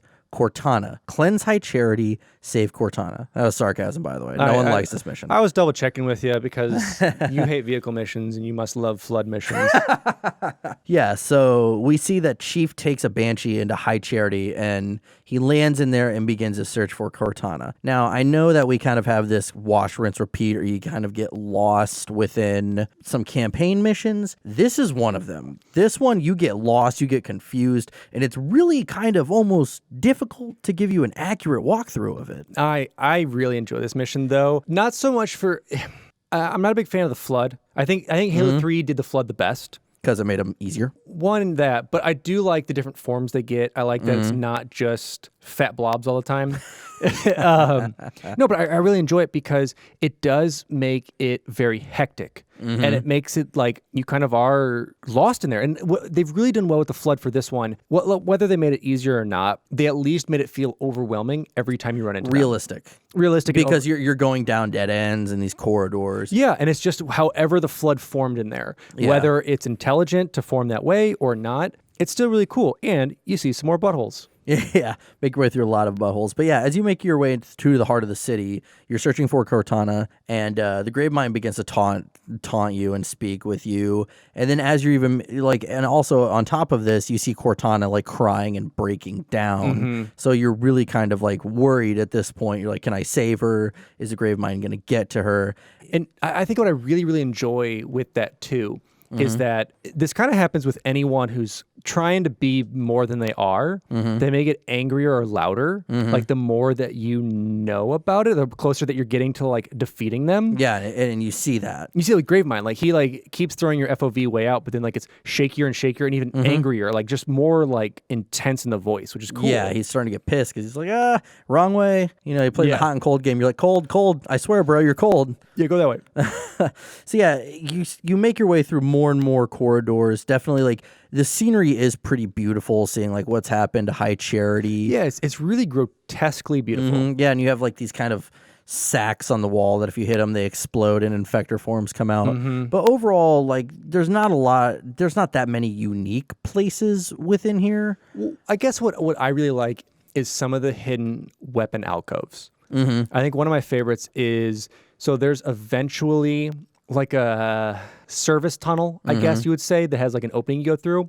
But if you go through one that's not the one you're supposed to do, there's a flamethrower in there. Oh, duly. As I said, it's like I've kind of learned that general path that just gets you to Cortana quickly. So that's one I've always taken. But I know like there is one unique area. It's like kind of this open area. It's like this reactor room where like there's these bridges. But once you pass through there, you find yourself in these hallways and you make your way down through those hallways. And this is where we're getting like more and more weird, crazy messages from Cortana. She's saying that she is a monument to all your sins. She's saying her like service number. But finally you make your way into this room and you kind of see this holographic dome on a table, and you go there and now you have finally truly been reunited with Cortana. Yeah, because you basically shatter that matrix that's over her. And this is kind of a really heartwarming scene, is where Cortana's laying there on the table and she's saying she's broken, but you found me. And something that really, it's very subtle, but humanizes Chief is he gets down to her level. He gets down and puts his hands and head on the table to really kind of come down to her level and make her feel, like she's not crushed. Like it's subtle, but it stands out to me. And he brings back like her own words. Yeah, he's like, when I make a promise. Yeah, when you make a promise, I follow through with it. Like I don't break a promise, basically. And one thing I really like with this that may even just be a little homage to kind of The Flood, the book. We see in that Keyes keeps repeating his service number and everything to try and stay out of being a grave mine. Yeah, and so then Cortana doing that same thing is kind of like trying to stay away. Like, this is the last resort. Those are the things I have to remember. It's really interesting. yeah. So then Chief confirms with her that she still has the index from the first Halo in Combat Evolved, and they make their way out. And so to destroy the city and all the flood on there, she tells him, override these reactors and destroy the city. So kind of, that's like the cliche thing to do in Halo, override the engine reactors. Yeah, just override reactors. Just shoot them or blow them up, and that overrides it. Yeah, and so then you do that, and you get the hell out of there. And as you do, again, you're going back through the level you just came through. So you're seeing everything again. You see, Cortana says, "There's a friendly on my nav." Like, she's like, "Who the hell is crazy enough to come down here?" And I love you see Arbiter with a freaking flamethrower just going to town, torching up on top of this like fleshy hill. But yeah, so then you guys make your way into a Pelican. And as you try to escape, the grave mine kind of tries to grab at you one last time, but you make your way out. And that's the end of Cortana. Oh, and then one thing with Cortana, though, I want to make sure, obviously, we get these in. Because this is really why the people tune into us, is our hashtag detailed walkthrough. So if you're looking for the tilt skull, which is in Cortana, so you need to go to the circular room where Cortana says, it was the coin's fault.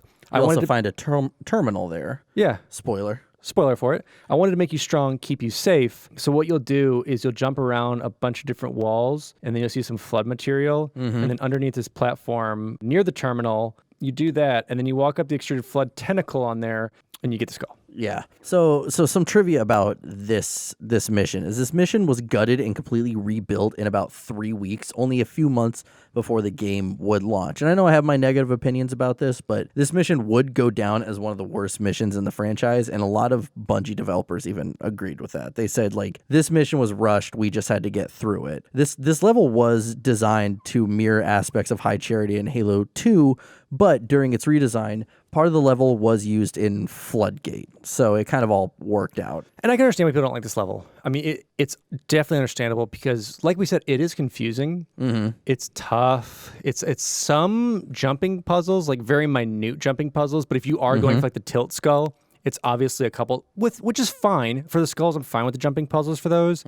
But there's a couple where it's like, if you miss a jump, you got to go around again and like back up and jump across. And it's just overall gameplay, you're like, eh. Yeah, it's wash, rinse, repeat is an understatement. But I do love, if you think of it the way of like how hectic and chaotic and like, I don't know, like pressured you feel. You're like, I have to get through this. Like, oh no, there's like pure forms here. And then you've got some like brute forms coming up. And it's like, it is pretty neat. It is a bad, it's okay. The feeling is good. The layout of the mission sucked. I agree. But what can you do? Now let's move on to the final mission, Halo. Light the ring, destroy the flood. So a Pelican with Chief, Cortana, and the Arbiter passes the Shadow of Intent, and Halfjaw insists that Arbiter gets the fuck out with him. But he says, this is a fight we have to see through. So Cortana confirms with Johnson that he will be landing the Forward onto Dawn around the edge of the ring, because they're going on to the new ring. Yeah. We're going to land the Forward onto Dawn there. That way we have a way to get out of there. So you land the Pelican and you begin your final effort to activate the ring. Now, you can find the mythic skull on the cave to the right. Hashtag detailed walkthrough. Yeah. Well, and honestly, like that it's pretty tough to get to, because what you don't want to do is you don't want to go left. Don't, no.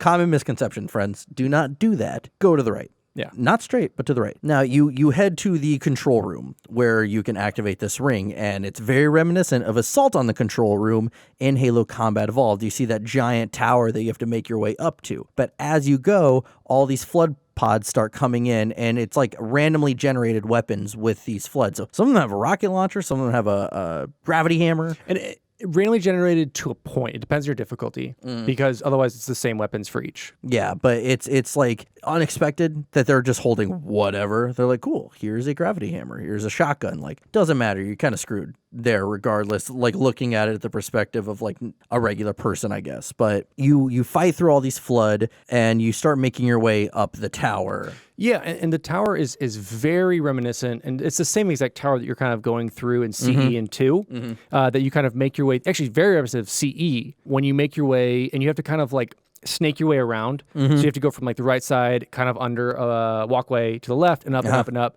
and you make it to the top. And that's where you come to a locked door where you need to get into. Yeah, and you meet up with Johnson there too. Yep, and Johnson is not with you yet. Oh, no, I lied. Yeah, he's actually up top with Spartan Laser. Yep. So he is actually firing down upon the flood, and it's kind of a wave defense. So you have to make sure that you kill all the flood around there. And once that's done, Spark will come in and open the door, because the big thing is like we can't have flood in there. We can't have flood into our next area.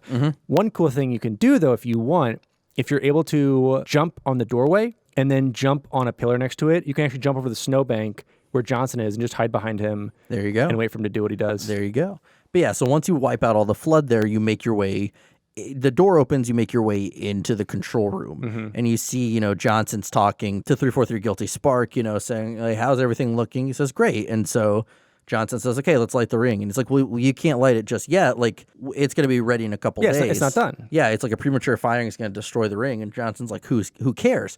So then we see Spark attack Johnson. He says, I have another construct, I have another ring. I can't let you destroy it. So then he attacks the Arbiter and Master Chief and fires at Johnson again. And this is where he says these kind of, definitely first time I ever heard it, it gave me chills. He says, you are the descendants of my makers. You are Forerunner, but this ring is mine. And his eye turns red. Yeah. And now you have to battle him. And basically, it's kind of a really cheesy boss battle. You just kind of run towards him and he pushes you back. You can actually just stand there. Yeah, well, it's like, because basically he has like a force field around him, so you can't get close. The only thing, and then he fires some laser at you. Just don't get hit. Yeah. And then whenever he does his like big powerful push, just don't be near an edge. Yeah, and then Johnson shoots him with a Spartan laser. And he flies. And you take it from Johnson, and you hit him like 2 or 3 times, and he dies. Yeah. So then at that point, Johnson's dying. Earlier, he took Cortana from Chief. It's like, I'm not going to let her go too. He already lost Miranda. But then he gives Cortana back to Chief, and it says, never let her go. And then his final request is send me out with a bang. Yeah. So then you activate the ring, and you get the hell out of there. And the control room collapses around you. So you make your way out of there, and you just have, I believe you just have an assault rifle.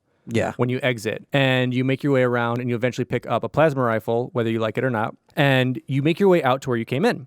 Now, here's 2 things. One, you now have, since Guilty Spark kind of set all the Sentinels against you, it's the same thing with like CE. You're fighting Flood and Sentinels. Yeah. But if you set up those auto turrets that were sitting there, they will also attack you. Never thought about that. Yeah, so you have to make sure that either when you use them, you destroy them, or you just don't use them at all. Yeah. And then you make your way up the snowbank, where I kind of said you could get to Johnson before, and you had the Spartan Laser. You make your way around there because you realize that, as Johnson came here with the Forward Unto Dawn, that it's still here, and you still have a way off the ring. And Johnson left his Warthog there. Yeah, and so then you get in the Warthog, and you get in one of the most legendary runs that we will probably ever see in the franchise, and that's the Halo 3 trench run. And all of a sudden you start hearing the music, and it's like, I think everyone has a fond memory of this because it's just a badass scene of you're driving through these areas that are unfinished yet, and the ring is collapsing around you. And I think Dan Miller, when we talked to him, he said he had a huge hand in this, and he had a lot of fun doing this one. Yeah, and he was saying that, he kind of took this on and he had people over at his desk while he's doing this.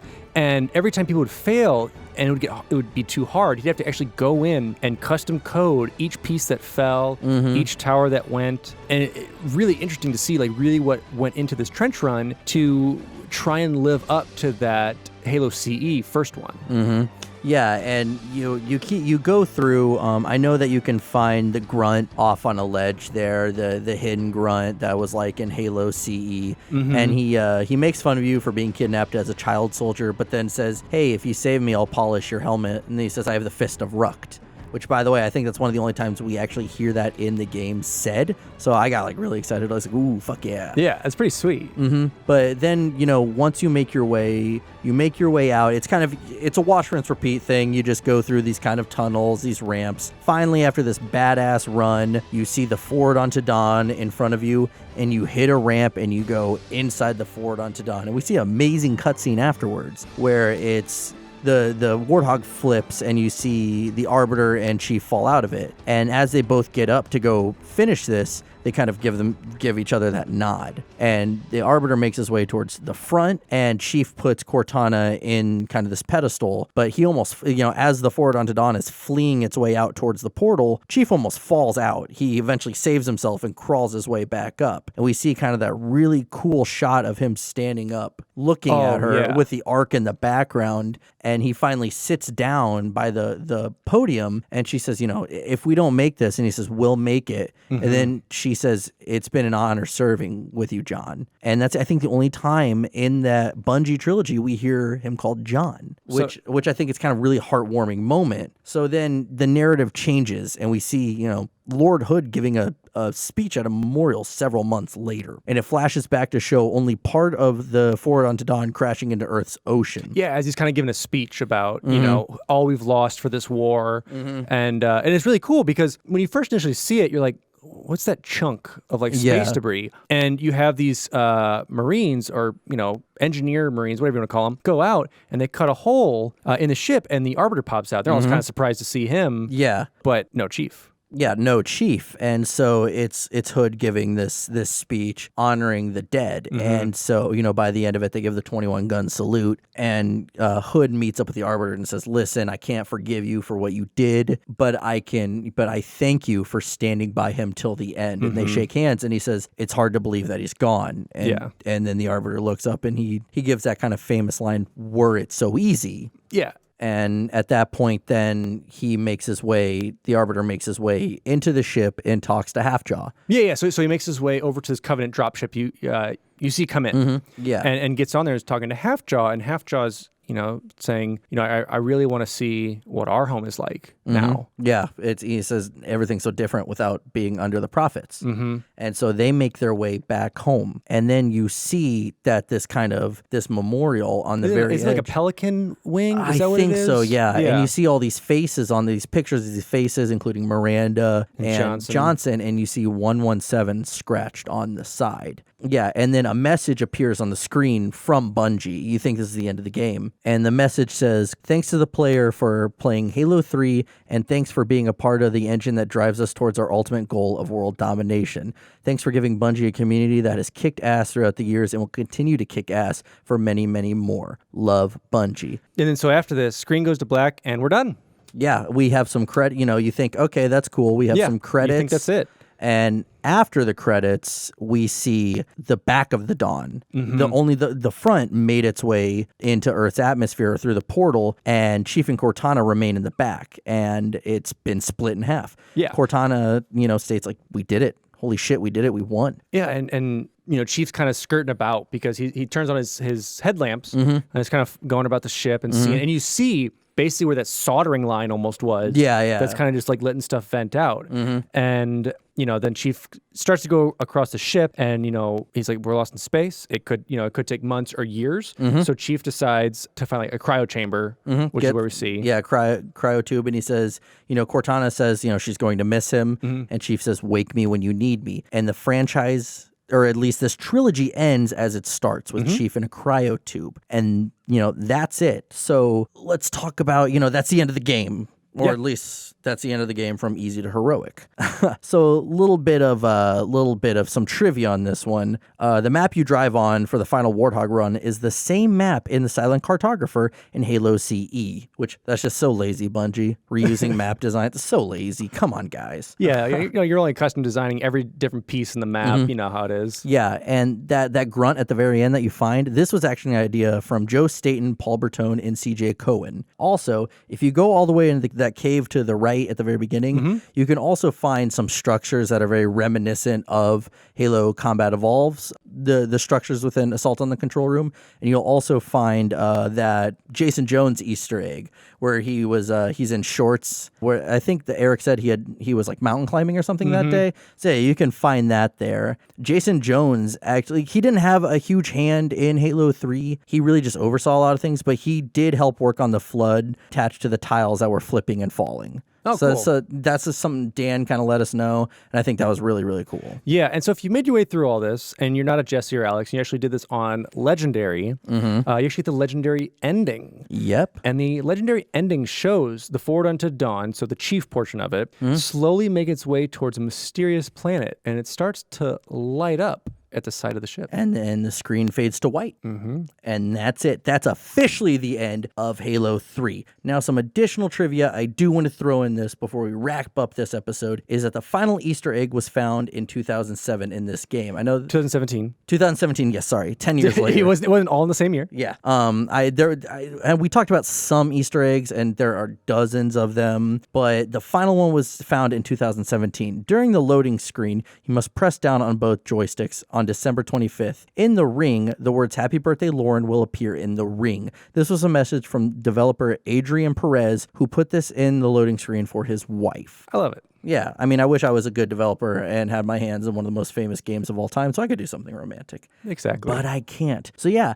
that is it. That is part one. Part one. A first for us. I know we didn't talk about this about halfway through the episode or around the end, but we figured we did so much work for this. We didn't want to really leave any stone unturned, and we really wanted to deliver you guys everything we found out from research. Yeah. And so what we're doing with this episode airs, at the end of this week for us on Friday, but next week. Again, months and months of research going into this 3-hour episode just for a part one. Yeah. So I hope you guys really enjoy this. We had a lot of fun recording, researching. It was a blast. Yeah. And we do want to give some huge shout outs for people who've been integral into our research, into what we've done. We want to thank Dan Miller.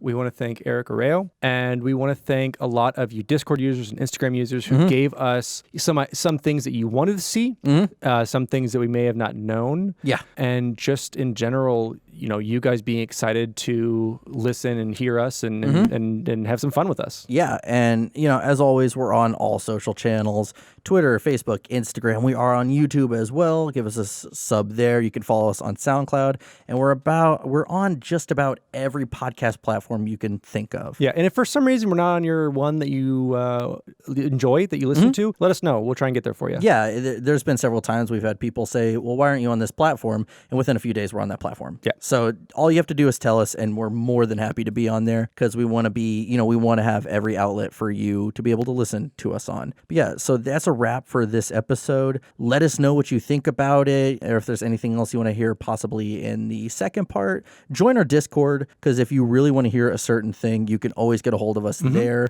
Message us for Instagram on a link at any given time. Everyone is welcome. We also had our Halo 3 buffer game night Saturday, and that was a blast. Yeah, Halo 3 game night. Yeah, we had our Halo 3 game night. It was great. Like, we played a lot of the game modes, especially for our next episode. We're going to touch a lot on multiplayer and a couple other things.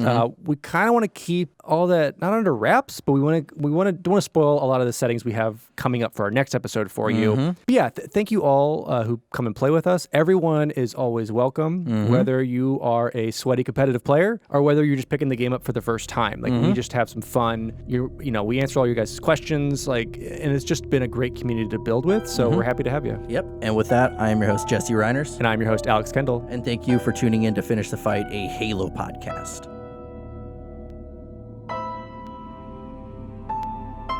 Halo. It's finished. No, I think we're just getting started.